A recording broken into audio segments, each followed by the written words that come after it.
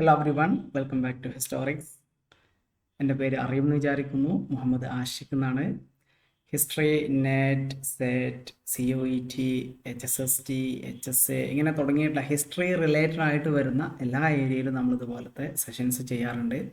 And നിങ്ങൾക്ക് മനസ്സിലായിട്ടുണ്ടാവും ഇന്നത്തെ ഈ ഒരു സെഷൻ്റെ പ്രത്യേകത എന്ന് വെച്ച് കഴിഞ്ഞാൽ നമ്മൾ ഇന്ന് ഡിസ്കസ് ചെയ്യുന്നത് വരാനിരിക്കുന്ന HSST ഇൻ്റർവ്യൂ, അതായത് HSST റാങ്ക് ലിസ്റ്റിൽ വന്നിട്ടുള്ള ആൾക്കാരുടെ ഇൻ്റർവ്യൂ, അതിൻ്റെ പ്രിപ്പറേഷൻ എങ്ങനെയായിരിക്കണം, എന്തൊക്കെ കാര്യങ്ങൾ നമ്മൾ ശ്രദ്ധിക്കണം എന്നുള്ളതൊക്കെയാണ് നമ്മൾ ഈ ഒരു സെഷനിൽ ഡിസ്കസ് ചെയ്യുന്നത്. ആൻഡ് പ്രത്യേകം മനസ്സിലാക്കേണ്ട ഒരു സംഗതി എന്താണെന്ന് വെച്ച് കഴിഞ്ഞാൽ ഞാനും ഇതുവരെ എന്ത് ചെയ്തിട്ടില്ല, HSST എക്സാമിൻ്റെ ഇൻ്റർവ്യൂ അറ്റൻഡ് ചെയ്തിട്ടില്ല. അപ്പോൾ സ്വാഭാവികമായിട്ട് നിങ്ങൾ ചിന്തിക്കും, ഓഹോ ഇതുവരെ HSSTൻ്റെ ഇൻ്റർവ്യൂ അറ്റൻഡ് ചെയ്യാത്ത ഒരാളാണോ ഈ പറയുന്നത്, അല്ലെങ്കിൽ എന്ത് അധികാരത്തിലാണ് അല്ലെങ്കിൽ എന്തറിഞ്ഞിട്ടാണ് നിങ്ങൾ ഈ പറയുന്നത് എന്ന് മേ ബി ചിന്തിച്ചേക്കാം. അങ്ങനത്തെ ആൾക്കാർക്കും വേണ്ടിയിട്ട് ഞാൻ ജസ്റ്റ് ഒന്ന് പറയാം.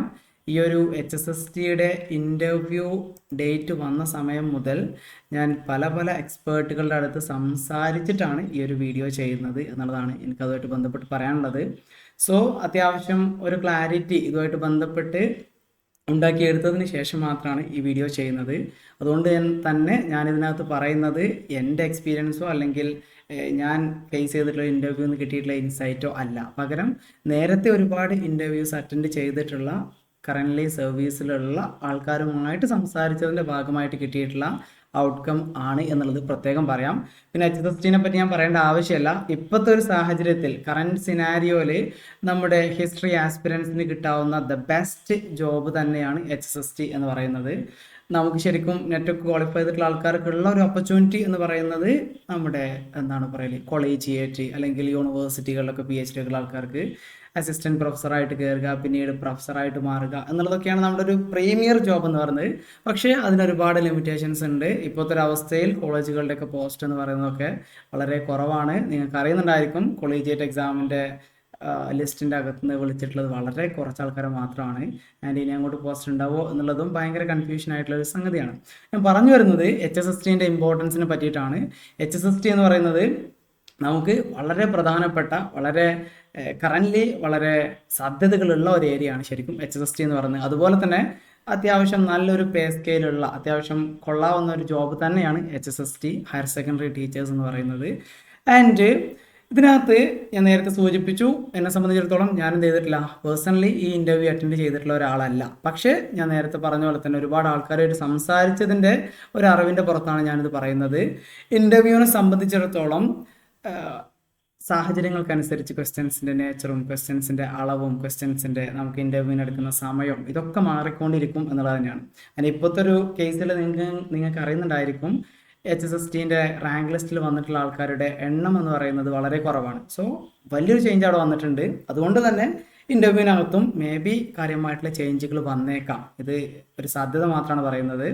ആൻഡ് ഓൾസോ ഇൻ്റർവ്യൂവിൽ പല ആൾക്കാരുടെ എക്സ്പീരിയൻസ് എന്ന് പറയുന്നത്, ഇൻ്റർവ്യൂവിന് വരുന്നു, അവരുടെ അടുത്ത് ചോദിക്കുന്നത് ചിലപ്പോൾ ബ്രേക്ക്ഫാസ്റ്റ് എന്താണ് കഴിച്ചിട്ടുള്ളത്, അല്ലെങ്കിൽ വീട്ടിൽ ആരൊക്കെ ഉണ്ട്, ആൻഡ് വീട്ടിലെ ആൾക്കാർ എന്തൊക്കെയാണ് ചെയ്യുന്നത്, അല്ലെങ്കിൽ കറൻ്റ്ലി ഇപ്പോൾ എന്താണ് ജോബ്, എന്താണ് ചെയ്യുന്നത്, ഇങ്ങനെയുള്ള നമ്മുടെ പേഴ്സണൽ അല്ലെങ്കിൽ അത്ര സബ്ജക്റ്റ് ഓറിയൻറ്റഡ് അല്ലാത്ത രീതിയിലുള്ള ഒരുപാട് ക്വസ്റ്റ്യൻസ് ചോദിക്കാറുണ്ട്. അതിൻ്റെ കൂട്ടത്തിൽ ഒന്നോ രണ്ടോ സബ്ജക്റ്റ് ക്വസ്റ്റ്യൻസും ഉണ്ടാവും എന്നുള്ള രീതിയിൽ പലരും പറഞ്ഞിട്ടുണ്ട്. ആൻഡ് മോർ ഓവർ നമ്മൾ ശ്രദ്ധിക്കേണ്ടത്, ചില ആൾക്കാർ പറഞ്ഞിട്ടുള്ളത് ഡെമോ ക്ലാസ് എടുപ്പിക്കും എന്നുള്ളതാണ്. അതായത് ചെറിയൊരു ടോപ്പിക്ക് നമ്മൾ പ്രസൻറ്റ് ചെയ്യേണ്ടി വരും എന്നുള്ളതാണ്. അപ്പോൾ അങ്ങനെയുള്ള എക്സ്പീരിയൻസും ഉള്ള ആൾക്കാരുണ്ട്. അതേസമയം പല ആൾക്കാരുടെ അടുത്തും ക്ലാസ് എടുക്കാൻ പറഞ്ഞിട്ടില്ല, ആൻഡ് പല ആൾക്കാരുടെ അടുത്തും ക്ലാസ് എടുക്കാൻ പറഞ്ഞിട്ടുണ്ട്. So we need to be prepared. നമ്മളൊരു ചെറിയ ടോപ്പിക് എന്ത് ചെയ്യുക, ഒരു 5 മിനിറ്റിലോ 10 മിനിറ്റിലോ പ്രസൻറ്റ് ചെയ്യാൻ പറ്റുന്ന രീതിയിൽ നമ്മളെ അടുത്ത് ഉണ്ടാവുക എന്നുള്ളത് വളരെ ഇമ്പോർട്ടൻ്റ് ആണ്. ആൻഡ് ഹിസ്റ്ററിയുടെ മീഡിയം പലർക്കും ഉള്ളൊരു സംശയമായിരിക്കും, ഇൻ്റർവ്യൂ ഇംഗ്ലീഷിലായിരിക്കുമോ മലയാളത്തിലായിരിക്കുമോ എന്നുള്ളത്.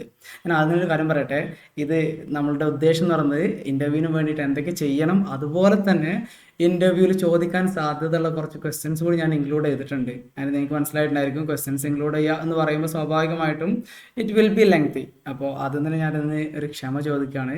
കുറച്ച് ക്വസ്റ്റ്യൻസ് നമ്മൾ പറയും, ആൻഡ് അതുകൊണ്ട് തന്നെ ഈ ഒരു വീഡിയോ കുറച്ച് ലെങ്തി ആയി പോകാൻ സാധ്യത ഉണ്ട്.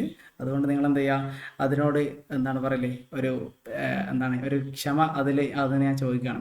ഏതായാലും പറഞ്ഞു വന്നത്, നമ്മുടെ എക്സാമിനെ സംബന്ധിച്ചിടത്തോളം അല്ലെങ്കിൽ ഈ ഒരു ഇൻ്റർവ്യൂവിനെ സംബന്ധിച്ചിടത്തോളം നമ്മുടെ മീഡിയം എന്ന് പറയുന്നത് പല ആൾക്കാരുടെ എക്സ്പീരിയൻസ് എന്ന് പറയുന്നത് മലയാളത്തിൽ തന്നെ ആയിരുന്നു എന്നുള്ളതാണ്. അറ്റ് ഫസ്റ്റ് എന്ത് ചെയ്യേണ്ടി വരും? We have to introduce our self എന്നുള്ളതാണ്. നമ്മൾ എന്ത് ചെയ്യുക? നമ്മളെ ഇൻട്രൊഡ്യൂസ് ചെയ്യുക. അത് വളരെ നല്ല രീതിയിൽ അതിന് നമ്മൾ പ്രിപ്പയർഡ് ആയിട്ട് ഇരിക്കുക എന്നുള്ളതാണ്. ഓൾ അബൌട്ട് അസ്, നമ്മുടെ ഒരു അക്കാദമിക് ആയിട്ടുള്ള സംഗതികൾ എന്ത് ചെയ്യുക? വളരെ കൃത്യമായിട്ട് തന്നെ അവിടെ പ്രസൻറ്റ് ചെയ്യുക. നമ്മുടെ എക്സ്പീരിയൻസ് എന്തൊക്കെയാണ്, നമ്മൾ എവിടെയാണ് പഠിച്ചത്, ഏത് ഇയറിലാണ് പഠിച്ചത്, ഇങ്ങനെയുള്ള കാര്യങ്ങൾ എന്ത് ചെയ്യുക? വളരെ കൃത്യമായിട്ട് പ്രസൻറ്റ് ചെയ്യുക. ആൻഡ് സ്ലൈറ്റ്ലി അല്ലെങ്കിൽ കുറച്ച് എന്ത് ചെയ്യുക? നമ്മുടെ ഫാമിലിനെ സംബന്ധിച്ചൊക്കെ ജസ്റ്റ് ഒന്ന് സൂചിപ്പിക്കുക. ഇത്രയാണ് ഒരു ഇൻട്രൊഡ്യൂസിങ്ങിനകത്ത് നമ്മൾ പ്രധാനമായിട്ടും ചെയ്യേണ്ടത്. ആൻഡ് പലരും പറഞ്ഞിട്ടുള്ള സംഗതി എന്താണെന്ന് വെച്ചാൽ, ഈ ഒരു എക്സാമിനകത്ത് നമ്മൾക്ക് കിട്ടുന്ന മാർക്ക് എന്ന് പറയുന്നത് 20 ടോട്ടൽ. ഇൻ്റർവ്യൂ ആണ് ഞാൻ ഉദ്ദേശിച്ചത്, എക്സാം എന്നല്ല. അതായത് നമ്മുടെ മാർക്ക് എന്ന് പറയുന്നത് ടോട്ടൽ മാർക്ക് 20. ഈ ടോട്ടൽ മാർക്കിൽ നോർമൽ കേസിൽ കിട്ടാറുള്ള മാർക്ക് എന്ന് പറയുന്നത് 9 മാർക്കിനും അതുപോലെ 13 മാർക്കിനും ഇടയിലാണ്. വളരെ മോശം പെർഫോമൻസ് ആണെങ്കിൽ 9 മാർക്ക്, ആൻഡ് വളരെ നന്നായിട്ട് പെർഫോം ചെയ്ത് കഴിഞ്ഞാൽ 13. ചില ആൾക്കാർക്കൊക്കെ അപൂർവം 14 കിട്ടിയതായിട്ടും പറഞ്ഞിട്ടുണ്ട്. ആൻഡ് ഇതിനകത്ത് പ്രത്യേകം ശ്രദ്ധിക്കേണ്ട ഒരു കാര്യം എന്ന് വെച്ചാൽ, നമ്മുടെ എക്സാം എഴുതി നമുക്ക് കിട്ടിയിട്ടുള്ള മാർക്ക് ഷീറ്റ് അവരുടെ കയ്യിലുണ്ടാവും. ഓക്കെ, അപ്പോൾ അവർക്ക് നമ്മളെ പറ്റി ഏതാണ്ടൊരു ഐഡിയ ഉണ്ടാവും എന്നുള്ളതിനാണ്. അതിൻ്റെ ബേസിസിലായിരിക്കും പലപ്പോഴും മാർക്ക് വരുന്നും ഉണ്ടാവുക. അതേസമയം ഈ ഒരു ഇൻ്റർവ്യൂ സെഷനിൽ നമ്മുടെ performance if it is extra ordinary, നമുക്ക് നല്ല മാർക്ക് കിട്ടും. ഈവൻ നമ്മുടെ എക്സാം എഴുതിയിട്ടുള്ള മാർക്ക് വളരെ കുറവാണെങ്കിൽ പോലും നമുക്ക് എന്ത് ചെയ്യും? നല്ല മാർക്ക് കിട്ടും. അതുപോലെ തന്നെ 1 മാർക്ക് അല്ലെങ്കിൽ ഹാഫ് മാർക്കിൻ്റെ ഒരു വ്യത്യാസം ഉണ്ടെങ്കിൽ തന്നെ നമ്മുടെ റാങ്ക് ലിസ്റ്റിൽ നമ്മളെ പ്ലേസ് എന്ത് ചെയ്യും? വലിയ വ്യത്യാസം ഉണ്ടായിരിക്കും. ചിലപ്പോൾ 20 വരെയൊക്കെ വ്യത്യാസം ഉണ്ടാവും, അല്ലെങ്കിൽ ടേൺ വരുന്ന സമയത്ത് അതിനേക്കാളും വലിയ ഡിഫറൻസ് ഉണ്ടാവും എന്നൊക്കെയാണ് എക്സ്പേർട്ടുകൾ അതിനെ സംബന്ധിച്ച് പറയുന്നത് എന്നുള്ളതാണ്. ആൻഡ് നമ്മുടെ ഹിസ്റ്ററി സ്പെഷ്യലൈസ് ചെയ്തിട്ട് പറയുകയാണെങ്കിൽ, നമ്മുടെ ഈ എക്സാമിൽ നമ്മൾ എക്സ്പെക്ട് ചെയ്യുന്ന ക്വസ്റ്റ്യൻസ് എന്ന് പറയുന്നത്, നമുക്കറിയാം റീസെൻ്റ് ആയിട്ടുള്ള കാര്യങ്ങൾ എക്സാമിൽ വരും. അതായത് ഇപ്പോഴത്തെ ഒരു ഇന്ത്യൻ ഹിസ്റ്ററിയുടെ ഒരു കോണ്ടെക്സ്റ്റിൽ, ഇപ്പോൾ നമ്മുടെ തമിഴ്നാട് കീലാടി എന്ന് പറഞ്ഞിട്ടുള്ളൊരു സ്ഥലത്ത് ചിലപ്പോൾ കീയാടി എന്ന് കേട്ടിട്ടുണ്ടായിരിക്കും, അവിടെ ഒരു എക്സ്കവേഷൻ നടക്കുന്നുണ്ട്. അതിൻ്റെ ആ എക്സ്കവേഷൻ എന്ന് പറയുന്നത് അതുവരെ ഉള്ള നമ്മുടെ ചരിത്രത്തിലെ അണ്ടർസ്റ്റാൻഡിങ്, അതായത് ആര്യൻ ഇൻവേഷനൊക്കെ ബ്രേക്ക് ചെയ്യുന്ന രീതിയിലുള്ള വളരെ എന്താണ് പറയല്, റിമാർക്കബിൾ ആയിട്ടുള്ള ചരിത്രത്തിൽ വളരെ വലിയ ചേഞ്ച് ഉണ്ടാക്കാൻ പാകത്തെ ഒരു എക്സ്കവേഷനാണ്. ആൻഡ് എക്സ്കവേഷനോട് സെൻട്രൽ ഗവൺമെൻറ് അപ്രോച്ച് എന്താണ്, ഇതൊക്കെ നമുക്ക് അറിഞ്ഞിരിക്കേണ്ട സംഗതിയാണ്. അതുപോലെ തന്നെ ഓപ്പറേഷൻ സിന്ദൂർ ഇപ്പോഴത്തെ റീസെൻ്റ് അപ്ഡേറ്റ് ആയിട്ടുള്ളൊരു സംഗതിയാണ്. അതും നമുക്ക് എന്ത് ചെയ്യണം? അറിയണം എന്നുള്ളതാണ്. എനിക്ക് അതിനൊക്കെ പറ്റിയിട്ടുള്ള ക്വസ്റ്റ്യൻസ് സാധ്യത കൽപ്പിക്കുന്നുണ്ട് പല ആൾക്കാരും. ആൻഡ് ഇവിടെ വേറൊരു സംഗതി, ഇപ്പോൾ കുറച്ചുകൂടിയൊക്കെ ബോർഡിലുള്ള ആൾക്കാർ കുറച്ചുകൂടി ഒരു മാക്സിയൻ പെർസ്പെക്റ്റീവിലുള്ള ആൾക്കാരാവാനുള്ള സാധ്യത വളരെ കൂടുതലാണ്. കാരണം നമ്മുടെ കേരളത്തിലൊരു കോണ്ടെക്സ്റ്റ് ഒക്കെ നോക്കിക്കഴിഞ്ഞാൽ, നമ്മുടെ കണ്ടന്റ് എക്സ്പേർട്ടുകളുടെ ഒരു നമ്പറൊക്കെ എടുത്ത് നോക്കിക്കഴിഞ്ഞാൽ അതിനുള്ളൊരു സാധ്യത ഉണ്ട് എന്നുള്ളതിനാണ്. അതുകൊണ്ട് തന്നെ ഈ ഇപ്പോഴത്തെ NCERT-യിലകത്തുള്ള സിലബസിലെ ചേഞ്ചുകളൊക്കെ എന്ത് ചെയ്യും? ഒരു ചർച്ചയാവാൻ അല്ലെങ്കിൽ ഒരു ചോദ്യമാവാൻ സാധ്യത ഉണ്ട് എന്നുള്ളതിനാണ്. അതിൽ മിക്കവാറും NCERT ഒരുപാട് ടോപ്പിക്കുകളെ ഒമിറ്റ് ചെയ്ത് കളഞ്ഞിട്ടുണ്ടായിരുന്നു, അല്ലെങ്കിൽ എന്താണ് പറയുക, പുറത്താക്കിയിട്ടുണ്ടായിരുന്നു. ആൻഡ് ഇപ്പോൾ റീസെൻ്റ് ആയിട്ട് വീണ്ടും ഒരു മാറ്റം വരുത്തിയിട്ടുള്ളത് ഏജ് ഓഫ് ക്രുവാലിറ്റി എന്ന് പറഞ്ഞിട്ട് മുഗൾ പീരീഡിനെ അതിലേക്ക് കൊണ്ടുവന്നിട്ടുണ്ട്. അല്ലെങ്കിൽ മുഗൾ റൂളേഴ്സൊക്കെ ഭയങ്കര ക്രുവലായിരുന്നു എന്നൊക്കെ പറഞ്ഞിട്ടുള്ള രീതിയിലേക്ക് അതിനെ മാറ്റുന്നുണ്ട്. അപ്പോൾ അത്തരത്തിലുള്ള ഒരു അവയർനെസ് അല്ലെങ്കിൽ ഒരു അണ്ടർസ്റ്റാൻഡിങ് നമുക്ക് ഉണ്ടാവുന്നത് നന്നാവും. പിന്നെ അതിനകത്ത് ഇപ്പോൾ ഇൻ്റർവ്യൂ എന്ന് പറയുന്നത് നമ്മുടെ ഇൻ്റർവ്യൂവിൻ്റെ തലേന്ന് സംഭവിച്ച്, നമുക്കിപ്പോൾ ഒരു എക്സാം ആണെങ്കിൽ ചിലപ്പോൾ എന്ത് ചെയ്യില്ല, അതിൻ്റെ ഒരു 10-30 ദിവസം മുന്നേ വന്നതൊക്കെയാണ് എന്ത് ചെയ്യുക അതിനകത്ത് വരുള്ളൂ. തലേന്ന് സംഭവിച്ചിട്ടുള്ളതൊന്നും എന്ത് ചെയ്യില്ല എക്സാം ക്വസ്റ്റനിൽ വരില്ല, കാരണം ക്വസ്റ്റൻ ഓൾറെഡി പ്രിപ്പയർഡ് ആയിരിക്കും. പക്ഷേ ഇൻ്റർവ്യൂവിലേക്ക് വരുന്ന സമയത്ത് അവർക്ക് കിട്ടുന്ന ക്വസ്റ്റൻ എന്ത് ചെയ്യും? ചോദിക്കുമെന്നുള്ളതാണ്. ചിലപ്പോൾ അന്ന് രാവിലെ ന്യൂസ് പേപ്പറിലുള്ള സംഗതി ആയിരിക്കാം അവർ ചോദിക്കുന്നുണ്ടാവുക. അതുകൊണ്ട് തന്നെ ആ മൊമെൻറ്റ് വരെയുള്ള സംഗതിനെ പറ്റിയിട്ടുള്ള ഒരു അപ്ഡേറ്റഡ് ആയിട്ട് നമ്മൾ ഇരിക്കുക എന്നുള്ളത് വളരെ ഇമ്പോർട്ടൻ്റ് ആണ്. ആൻഡ് പ്രത്യേകം ഒരു സംഗതി പറയാനുള്ളത്, നമ്മുടെ ഒരു വാട്സാപ്പ് കമ്മ്യൂണിറ്റി ഉണ്ട്, അല്ലെങ്കിൽ ഒരു വാട്സാപ്പ് ഗ്രൂപ്പ് ഉണ്ട്. അത് നിങ്ങൾക്ക് ഇവിടെ കാണാൻ പറ്റുന്ന ഈ ഒരു QR കോഡ് സ്കാൻ ചെയ്ത് കഴിഞ്ഞാൽ ആ ഒരു ഗ്രൂപ്പിലേക്ക് നിങ്ങൾക്ക് എത്താൻ പറ്റും. അതിൽ നമ്മൾ ഇതുപോലത്തെ, അതായത് നമ്മുടെ ഈ നെറ്റ് സെറ്റ്, അതുപോലെ തന്നെ ഈ എന്താണ് പറയല് HSST, ഇങ്ങനെയുള്ള എക്സാമുകളിലേക്ക് പ്രിപ്പറേഷനായിട്ട് ബന്ധപ്പെട്ടുള്ള മെറ്റീരിയലുകൾ, പോൾ ക്വസ്റ്റ്യൻസ്, ഇതൊക്കെ നമ്മൾ ഷെയർ ചെയ്യാറുണ്ട്. So if you are interested you can join there. And also നമ്മുടെ സബ്സ്ക്രിപ്ഷൻ, അതുപോലെ തന്നെ ഇതിനകത്ത് എന്താണ് ലൈക്കും കമൻറ്റൊക്കെ നിങ്ങൾക്ക് ചെയ്യണമെങ്കിൽ ചെയ്യാം. ഓക്കെ, പിന്നെ കമൻറ്റിൽ നിങ്ങൾക്ക് കുറച്ചുകൂടി ക്ലാരിറ്റി വേണ്ട ഭാഗത്തിനൊക്കെ പറ്റിയിട്ടൊക്കെയുള്ള സംഗതികളൊക്കെ ചോദിച്ചു കഴിഞ്ഞാൽ നിങ്ങൾക്കതിൽ ഒരു റെസ്പോൺസ് ഞാൻ തരുന്നുണ്ട്. ആൻഡ് ഓൾസോ എനിക്കറിയുന്നത് ഞാൻ പറഞ്ഞിട്ടുണ്ട്. പിന്നെ അതുപോലെ തന്നെ ഞാനിവിടെ ഉപയോഗിക്കുന്ന ഒരു ഡോക്യുമെൻറ്റ് ഫയലാണ്. അപ്പോൾ അതിൽ കുറേ ക്വസ്റ്റ്യൻസ് ഒക്കെ ഉണ്ട്. അപ്പോൾ നിങ്ങൾക്ക് എന്ത് ചെയ്യാം, if you want the document ഞാനത് ഗ്രൂപ്പിൽ ഷെയർ ചെയ്യും. അപ്പോൾ നിങ്ങൾ എന്ത് ചെയ്യുക, ഗ്രൂപ്പിൽ ജോയിൻ ചെയ്തിട്ടുണ്ടാവുക എന്നുള്ളത് നിങ്ങൾക്ക് അനുകൂലമായിരിക്കും. ഓക്കെ, നമ്മുടെ വിഷയത്തിലേക്ക് വരാം. ഇതിനകത്ത് പലരും നേരിട്ടിട്ടുള്ള മറ്റൊരു ക്വസ്റ്റ്യൻ എന്ന് പറയുന്നത്, നമ്മൾ പലപ്പോഴും നമുക്ക് പെടുന്ന എങ്ങനെയാണെന്ന് വെച്ചാൽ, നമ്മൾ പറഞ്ഞത് എന്ത് ചെയ്യും, അടുത്ത ക്വസ്റ്റ്യൻ അവർ ഫ്രെയിം ചെയ്യും. അതായത് നമ്മൾ പറഞ്ഞു പെടാൻ സാധ്യത ഉള്ള കുറേ ഏരിയാസ് ഉണ്ട്. അതുകൊണ്ട് തന്നെ നമ്മൾ വി മസ്റ്റ് ബി പ്രിപ്പയർഡ്. അതായത് നമുക്കൊരു ഫേവറേറ്റ് ഹിസ്റ്റോറിയൻ ഏതാണ് എന്നുള്ളത് നമ്മൾ റെഡിയാക്കി വെക്കുക. അതുപോലെ തന്നെ ഫേവറേറ്റ് ബുക്ക് ഏതാണ് എന്നുള്ളത്, അല്ലെങ്കിൽ നമ്മുടെ ഹിസ്റ്ററിയിൽ നമുക്ക് ഭയങ്കര താല്പര്യമുള്ള ഒരു പുസ്തകം ഏതാണ്, അല്ലെങ്കിൽ ആ ഫേവറേറ്റ് ഹിസ്റ്റോറിയൻ്റെ ബുക്ക് ഏതാണ്, അയാളുടെ ഏരിയ ഏതാണ് എന്നുള്ളതൊക്കെ ഒരു ക്ലാരിറ്റി ഉണ്ടാക്കി വെക്കുക. അതുപോലെ തന്നെ നമ്മൾ ചരിത്രത്തിൽ നമ്മളോട് ചിലപ്പോൾ അവരിങ്ങനെ ചോദിക്കുക, which is your favourite area in modern Indian history. ആ രീതിയിൽ വന്നു കഴിഞ്ഞാൽ നമ്മൾ എന്ത് ചെയ്യാം, വേണമെങ്കിൽ 1857 റിവോൾട്ട് എന്നോ, അല്ലെങ്കിൽ നമ്മൾ ഭയങ്കര കോൺഫിഡൻ്റ് ആയിട്ടുള്ള ഒരു ഏരിയനെ പറ്റിയിട്ട് എന്ത് ചെയ്യാം, പറയുക എന്നുള്ളതാണ്. സോ അവർക്ക് എന്ത് ചെയ്യാൻ പറ്റും, അതിൽ നിന്ന് ക്വസ്റ്റ്യൻസ് ഫ്രെയിം ചെയ്യാൻ പറ്റും. അതിൽ നിന്ന് അവർ ക്വസ്റ്റ്യൻസ് ഫ്രെയിം ചെയ്ത് കഴിഞ്ഞാൽ നമുക്ക് സുഖമായിട്ട് എന്ത് ചെയ്യാൻ പറ്റും, ആൻസർ ചെയ്യാനും പറ്റും എന്നുള്ളതാണ്. പിന്നെ ഒരു സംഗതി ഉള്ളത്, നമ്മൾ എക്സാമിൻ്റെ സിലബസിൻ്റെ ഭാഗം തന്നെയാണ് ടീച്ചിങ് ആപ്റ്റിറ്റ്യൂഡ്, റിസർച്ച് ആപ്റ്റിറ്റ്യൂഡൊക്കെ. അതിന് നമ്മളെന്തായാലും ടീച്ചർ ആവാനുള്ള, അല്ലെങ്കിൽ ഹയർ സെക്കൻഡറി അധ്യാപിക ആവാനുള്ള ഒരു ഇൻ്റർവ്യൂ ആണ് അറ്റൻഡ് ചെയ്യുന്നത്. അതുകൊണ്ട് തന്നെ എന്തുണ്ടായിരിക്കും, ടീച്ചിങ് ആപ്റ്റിറ്റ്യൂഡായിട്ട് ബന്ധപ്പെട്ടുള്ള ക്വസ്റ്റ്യൻസ് അവിടെ എക്സ്പെക്ട് ചെയ്യാം. ഓൾസോ അതിൽ പലപ്പോഴും ആപ്ലിക്കേഷൻ ആയിട്ടുള്ള, അതായത് ഇങ്ങനെ ആയിരിക്കും ഉണ്ടാവുക, നമ്മൾ ഓരോ ടോപ്പിക് തന്നിട്ട് ചിലപ്പോൾ 1857 റിവോൾട്ട് നിങ്ങളെങ്ങനെ ഹയർ സെക്കൻഡറി സ്റ്റുഡൻസിന് പഠിപ്പിക്കും, ആ രീതിയിലൊക്കെയുള്ള ക്വസ്റ്റ്യൻസ് എക്സ്പെക്ട് ചെയ്യാം. അപ്പോൾ നമ്മൾ എന്ത് ചെയ്യുക വെച്ചാൽ, ആ ഒരു ഏരിയ നമ്മൾ ഒരു ക്ലാസ് റൂം കണ്ടീഷനിൽ, സിറ്റുവേഷനിൽ എങ്ങനെയാണ് ടീച്ച് ചെയ്യുക എന്നുള്ളതിനെ പറ്റിയിട്ട്, പിന്നെ കുട്ടികൾക്ക് സ്റ്റുഡൻ്റ് ആയിട്ട്, അല്ലെങ്കിൽ അവരുടെ ഒരു സൈഡിൽ നിന്നിട്ട് എന്ത് ചെയ്യുക, കാര്യങ്ങളെ കമ്മ്യൂണിക്കേറ്റ് ചെയ്യുക, അവർക്കൊരു കൂടുതൽ അണ്ടർസ്റ്റാൻഡിങ് ഉണ്ടാക്കാൻ പറ്റുന്ന രീതിയിൽ. പിന്നെ അതുപോലെ തന്നെ ഈ ഒരു ഡിജിറ്റൽ ടൂൾസ് ഒക്കെ ഉപയോഗിച്ചിട്ട് എങ്ങനെ പഠിപ്പിക്കുക എന്നതിനെ പറ്റിയിട്ടുള്ള വ്യക്തമായ അണ്ടർസ്റ്റാൻഡിങ് ഉണ്ടാവുക. നിങ്ങൾക്ക് ചിലപ്പോൾ അത് അറിയില്ല എങ്കിൽ പോലും എന്ത് ചെയ്യുക, തൽക്കാലത്തേക്ക് അത് മനസ്സിലാക്കി വെക്കുക. ഈ PPT എങ്ങനെ യൂസ് ചെയ്യാം, അതുപോലെ തന്നെ ഈ യൂട്യൂബ് അല്ലെങ്കിൽ നമ്മുടെ വീഡിയോസൊക്കെ എങ്ങനെ ക്ലാസ്സിൽ പ്രസൻറ്റ് ചെയ്യാം, ഇതിനെ പറ്റിയിട്ടുള്ള ഒരു അവയർനെസ് ഉണ്ടാക്കുക. ഡിജിറ്റൽ ക്ലാസ് റൂം എങ്ങനെ ഹാൻഡിൽ ചെയ്യാൻ പറ്റും എന്നുള്ളതൊക്കെ മനസ്സിലാക്കി വെക്കുക. അത് ഹിസ്റ്ററിയിൽ എത്രമാത്രം യൂസ്ഫുൾ ആണ് എന്നുള്ളതും വൃത്തിക്ക് മനസ്സിലാക്കുക. ആൻഡ് അതിൻ്റെ അഡ്വാൻറ്റേജസ് എന്തൊക്കെയാണ്, കോസ്റ്റ് ഇഫക്റ്റീവ് ആണോ, ഇങ്ങനെയുള്ള കാര്യങ്ങളൊക്കെ എന്ത് ചെയ്യുക, മനസ്സിലാക്കണം എന്നുള്ളതാണ് പറഞ്ഞു വരുന്നത്. ഇത് ഞാൻ ഓരോ സൂചനകൾ തന്നിട്ട് പോവാണ് ചെയ്യുന്നത്. കുറച്ച് ക്വസ്റ്റ്യൻസ് ഉണ്ട്, ആ സമയത്ത് ഞാൻ കുറച്ചുകൂടിയും ഡീറ്റെയിൽ ആയിട്ട് പറയണ്ടേ.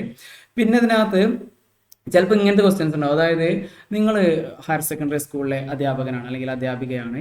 ആ സമയത്ത് പെട്ടെന്ന് അവിടെ ഒരു ഫൈറ്റ്, കുട്ടികൾക്കിടയിലൊരു തല്ലുംപിടി ഉണ്ടായി. അപ്പോൾ നിങ്ങൾ ഏത് രീതിയിലാണ് അതിനെ അപ്രോച്ച് ചെയ്യുക, അല്ലെങ്കിൽ ചിലപ്പോൾ പെട്ടെന്ന് ഒരു കുട്ടി തല കറങ്ങി വീണു, അപ്പോൾ നിങ്ങൾ എങ്ങനെയാണ് റിയാക്ട് ചെയ്യുക, ഈ രീതിയിലുള്ള ക്വസ്റ്റ്യൻസും എക്സ്പെക്ട് ചെയ്യാം. അതുകൊണ്ട് തന്നെ അതിനുള്ള ചെറിയൊരു അണ്ടർസ്റ്റാൻഡിങ് നമ്മൾ ഉണ്ടാക്കി വെക്കുന്നത് നന്നാവും എന്നുള്ളതാണ് എനിക്കതിനകത്ത് പറയാനായിട്ടുള്ളത്.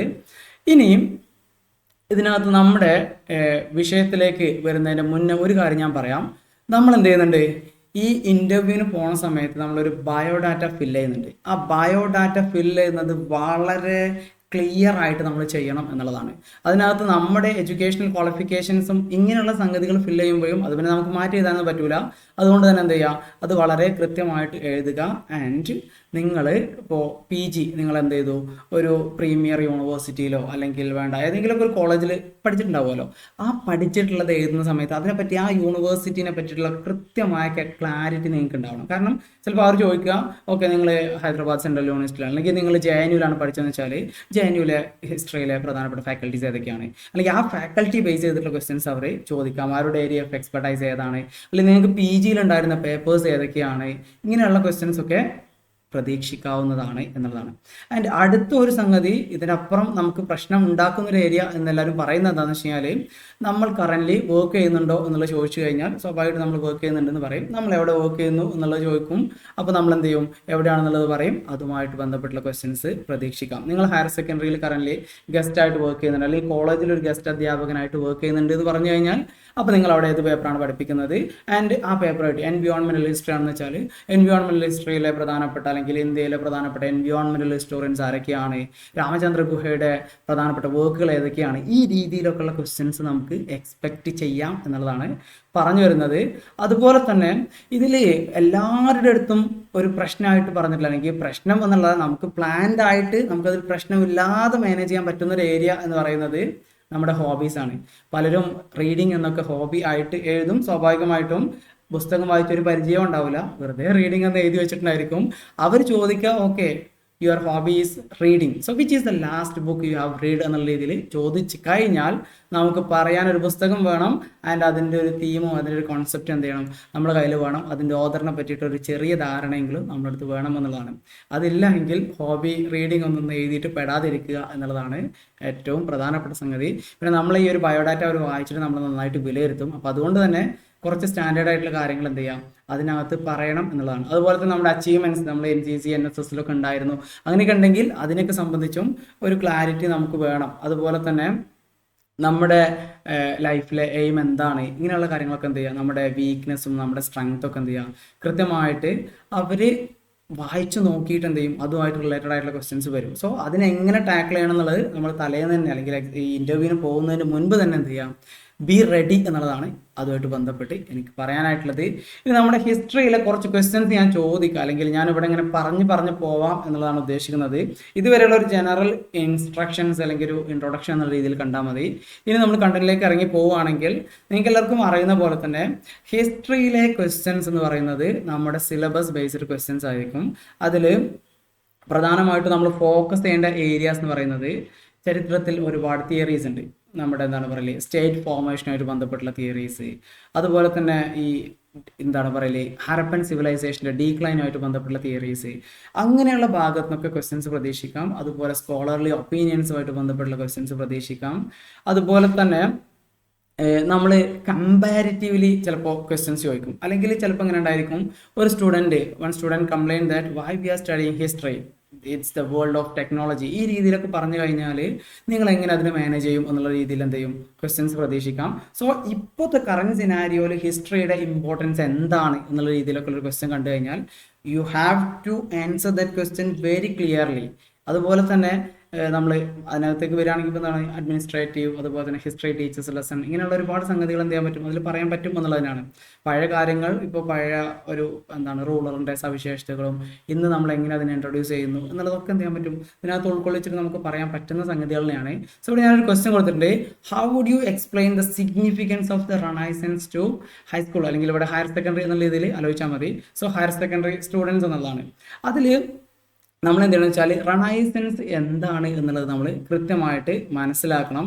എന്നിട്ട് നമ്മൾ എന്ത് ചെയ്യുന്നു, അത് കുട്ടികളുടെ അടുത്ത് എങ്ങനെ കമ്മ്യൂണിക്കേറ്റ് ചെയ്യുന്നു, അതിൻ്റെ പ്രീവിയസ്ലി അല്ലെങ്കിൽ നമ്മുടെ പ്രീ റെനൈസൻസ് പീരീഡ് എങ്ങനെയായിരുന്നു, ആ ഒരു റിലീജിയസ് റിജിഡ് ആയിട്ടുള്ള സൊസൈറ്റിയിൽ നിന്ന് റെനൈസൻസ് വരുമ്പോൾ എന്തൊക്കെ മാറ്റങ്ങളാണ് വന്നിട്ടുള്ളത്, ഇങ്ങനെയുള്ളതൊക്കെ എന്ത് ചെയ്യുക കുറച്ചുകൂടി എക്സാമ്പിൾസ് ഒക്കെ വെച്ചിട്ട് നമ്മളത് പ്രസൻറ്റ് ചെയ്യും എന്നുള്ള രീതിയിൽ അവിടെ വൃത്തിക്ക് നമുക്ക് പറഞ്ഞു കൊടുക്കാൻ പറ്റണം എന്നുള്ളതാണ്.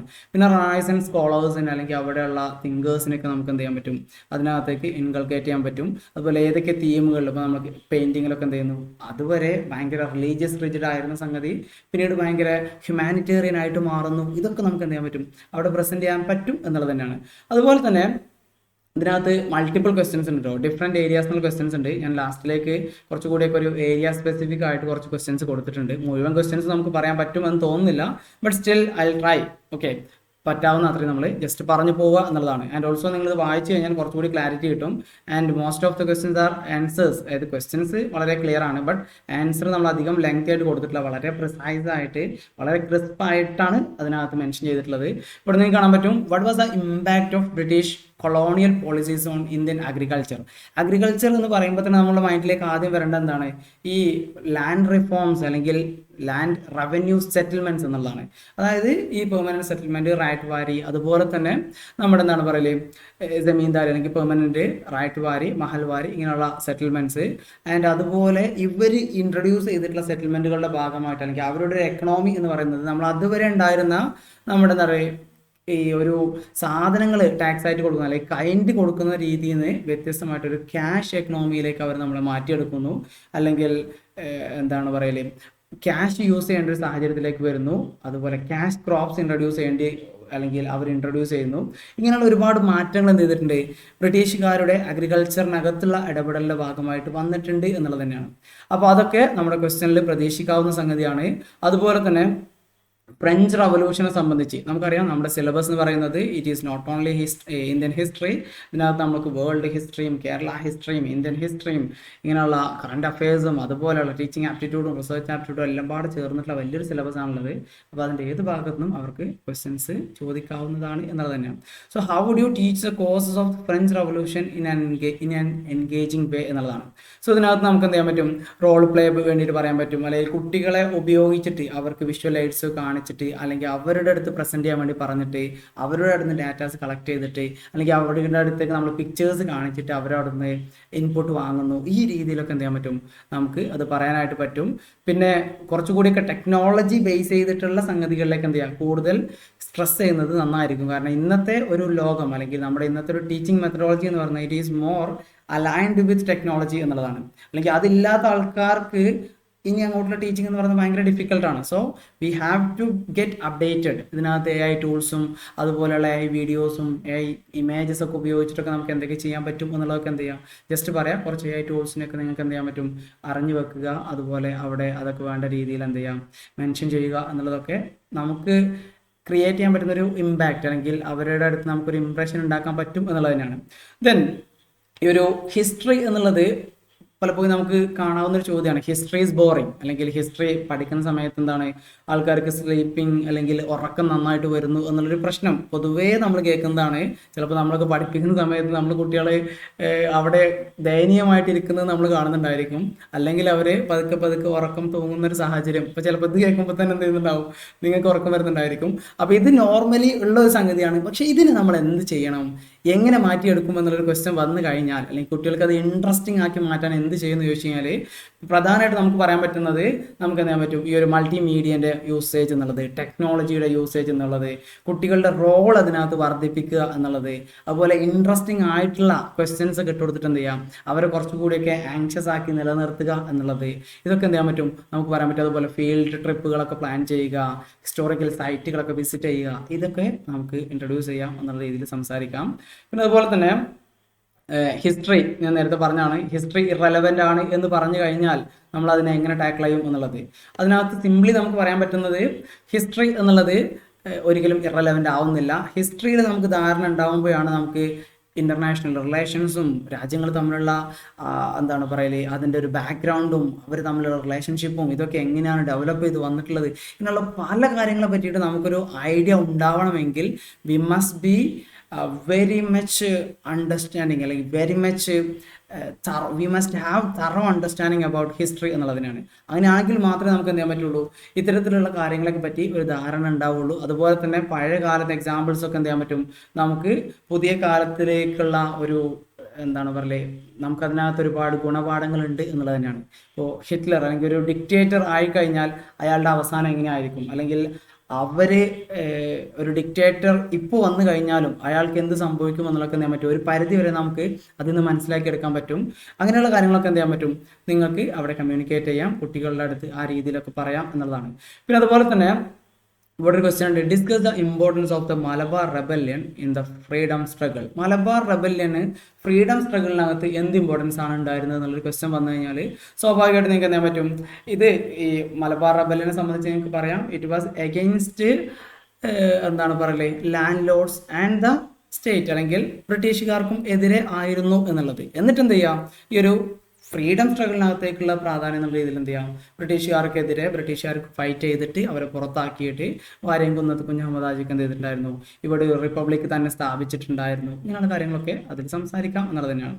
പിന്നെ അതുപോലെ തന്നെ how did the temple entry proclamation impact Kerala society. Kerala സൊസൈറ്റിയിൽ ഏത് രീതിയിലുള്ള ചേഞ്ചസ് ആണ് ടെമ്പിൾ എൻട്രി പ്രൊക്ലമേഷൻ ഉണ്ടാക്കിയിട്ടുള്ളത്. അപ്പോൾ സ്വാഭാവികമായിട്ട് ഇങ്ങനെയൊക്കെ ഒരു ക്വസ്റ്റ്യൻ വന്നു കഴിഞ്ഞാൽ നിങ്ങൾക്ക് എന്ത് ചെയ്യാൻ പറ്റും, ടെമ്പിൾ എൻട്രി പ്രൊക്ലമേഷൻ എന്നായിരുന്നു, അതുപോലെ തന്നെ അത് ആരാണ് ടെമ്പിൾ എൻട്രി പ്രൊക്ലമേഷൻ നടത്തിയിട്ടുള്ളത്, പിന്നെ അതുമായിട്ട് ബന്ധപ്പെട്ട് കേരള സൊസൈറ്റിയിൽ വന്നിട്ടുള്ള ചേഞ്ചസ് എന്തൊക്കെയായിരുന്നു എന്നുള്ളതൊക്കെ പറ്റിയിട്ടുള്ള ഒരു ഇതിൽ ഏറ്റവും ശ്രദ്ധിക്കേണ്ട കാര്യം എന്ന് വെച്ചാൽ നമ്മുടെ ആൻസറുകൾ എന്ന് പറയുന്നത് ഒരു പരിധി വരെ ചെറിയതാക്കാൻ വേണ്ടി ശ്രമിക്കുക. അതുപോലെ തന്നെ അവരടുത്തൊരു സംസാരം ഇങ്ങനെ അവരടുത്തൊരു ക്വസ്റ്റ്യനിലേക്കൊക്കെ ഒരു റൈസ് ചെയ്യുന്ന സമയത്ത് എന്ത് ചെയ്യാം, നമുക്കത് സ്റ്റോപ്പ് ചെയ്യാം. അതായത് നമ്മുടെ ആൻസർ അവസാനിപ്പിക്കാം എന്നുള്ളതാണ്. നമുക്ക് അവരുടെ ഒരു ബോഡി ലാംഗ്വേജ് അത് റീഡ് ചെയ്യാൻ വേണ്ടിയിട്ട് പറ്റണം. നമ്മളൊരു ക്വസ്റ്റ്യനിൽ തന്നെ ആ മൊത്തം സമയം യൂട്ടിലൈസ് ചെയ്യുക എന്നുള്ളത് ഒരു നല്ല പ്രവണതയല്ല. പകരം എന്ത് ചെയ്യാം, നമ്മൾ അവർ പറയുന്നതിനനുസരിച്ച് അല്ലെങ്കിൽ അവരുടെ ഒരു അവരടുത്തൊരു ചോദ്യം ചോദിക്കാൻ വേണ്ടിയിട്ട് ഇങ്ങനെ ഒരു ഹിൻസ് അല്ലെങ്കിൽ നമുക്കറിയാലോ, കാണാൻ പറ്റുമല്ലോ, ആ സമയത്ത് നമ്മൾ എന്ത് ചെയ്യാം, നമ്മളെ ഒരു ക്വസ്റ്റ്യൻ അല്ലെങ്കിൽ ഒരു ആൻസർ അവിടെ വൈൻഡ് അപ്പ് ചെയ്യുക എന്നുള്ളത് വളരെ ഇമ്പോർട്ടൻ്റ് ആണ്.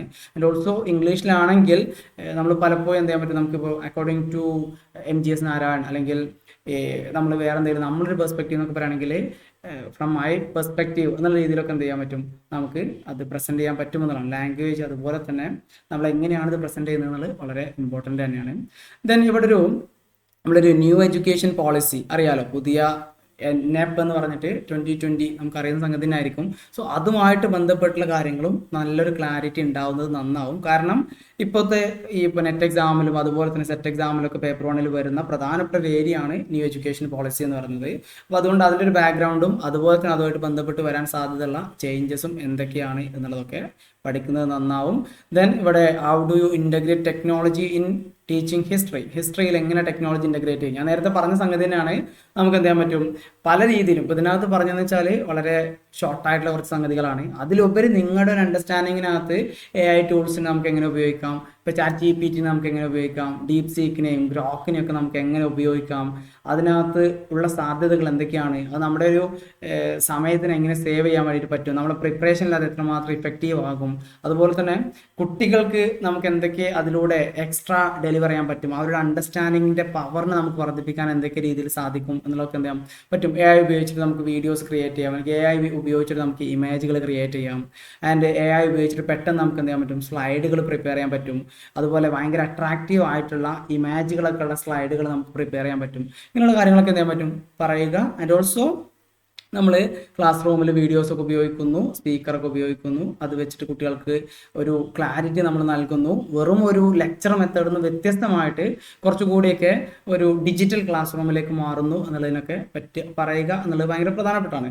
What is your take on the national education policy NEP 2020's approach to history.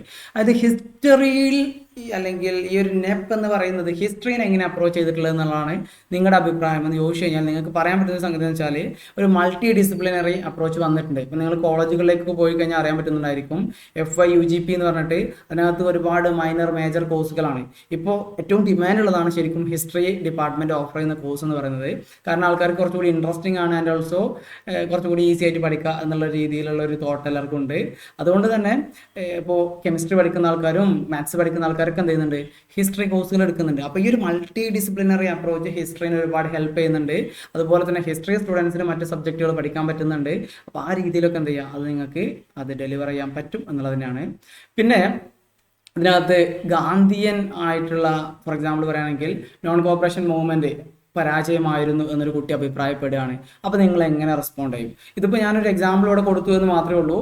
ഇത് ചിലപ്പോൾ എന്ത് ചെയ്യും, നമ്മുടെ ഗാന്ധിയുടെ അല്ലെങ്കിൽ നെഹ്റുവിൻ്റെ ഒക്കെ മറ്റേതെങ്കിലുമൊക്കെ ഒരു ഇവൻറ്റുമായിട്ട് ബന്ധപ്പെട്ടില്ല. അപ്പോൾ നെഹ്റുവിൻ്റെ ഒക്കെ ഒരു പോസ്റ്റ് ഇൻഡിപെൻഡൻറ്റ് ഹിസ്റ്ററിയിനകത്ത് വരുന്നൊരു സംഗതിയാണ് ചൈനയുമായിട്ടുള്ള ഒരു ഫോറിൻ റിലേഷൻ എന്ന് പറയുന്നതിനകത്ത് നെഹ്റു ഒരു പരാജയമായിരുന്നു.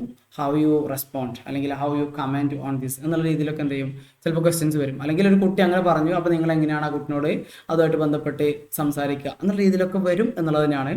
ദെൻ ചൗരി ചൗരൻ്റെ കേസ് നമുക്കറിയാം. 1922 എന്ത് ചെയ്യുന്നുണ്ട്, ഗാന്ധിജി അത് ഇവൻ നടക്കുന്നതാണ്. അതുകൊണ്ട് തന്നെ ഗാന്ധിജി എന്ത് ചെയ്യുന്നു, നോൺ കോപ്പറേഷൻ മൂവ്മെൻറ്റ് അവസാനിപ്പിക്കുകയും ചെയ്തു എന്നുള്ളതാണ്. അതിന് ഒരുപാട് പ്രതിഷേധങ്ങൾ ഗാന്ധിക്കെതിരെ ഉണ്ടായിരുന്നു. പക്ഷേ ഗാന്ധി എന്താണ്, ഗാന്ധിയുടെ ആ ഒരു നോൺ വയലൻറ്റ് ഡിസിഷനിൽ സ്റ്റിക്ക് ഓൺ ചെയ്യുകയാണ് ചെയ്തിട്ടുള്ളത്. അതിന് രണ്ട് രീതിയിൽ നമുക്ക് പറയാം. ഒന്ന്, ഗാന്ധിയുടെ നോൺ വയലൻസ് എന്ന് പറയുന്നത് അത്രയും പവർഫുൾ ആയിരുന്നു. അതേസമയം ഇത് നമ്മുടെ ഒരു ബ്രിട്ടീഷ് ഏജൻറ്റൊക്കെ ആയിട്ട് ഗാന്ധിജി പ്രവർത്തിച്ചു എന്നുള്ള രീതിയിലുള്ള ആരോപണങ്ങളെയൊക്കെ തന്നെ സ്ട്രെങ്തൻ ചെയ്യുന്ന കുറേ സംഗതികളാണ് എന്നൊക്കെ പറഞ്ഞിട്ടും നിങ്ങൾക്കത് ക്ലെയിം ചെയ്യാം എന്നുള്ളതാണ്. ദെൻ ചിലപ്പോൾ ഇങ്ങനെ ക്വസ്റ്റ്യൻ വരാം, why do you want to be a history teacher?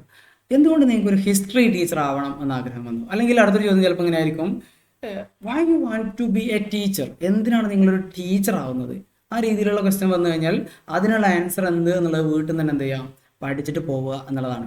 അവിടെ ചെന്നിട്ട് ഞാൻ അതുകൊണ്ട് ഇതുകൊണ്ട് എന്ന് പറയുന്നതിലുപരി കുറച്ചുകൂടി സ്റ്റാൻഡേർഡ് ആയിട്ടുള്ള, ചിലപ്പോൾ നമ്മൾ അതുകൊണ്ടൊന്നായിരിക്കില്ല ടീച്ചർ ആയിട്ടുള്ളത്, സാഹചര്യം കൊണ്ട് കുടുങ്ങിയിട്ട് വന്നിട്ടുള്ളതായിരിക്കാം.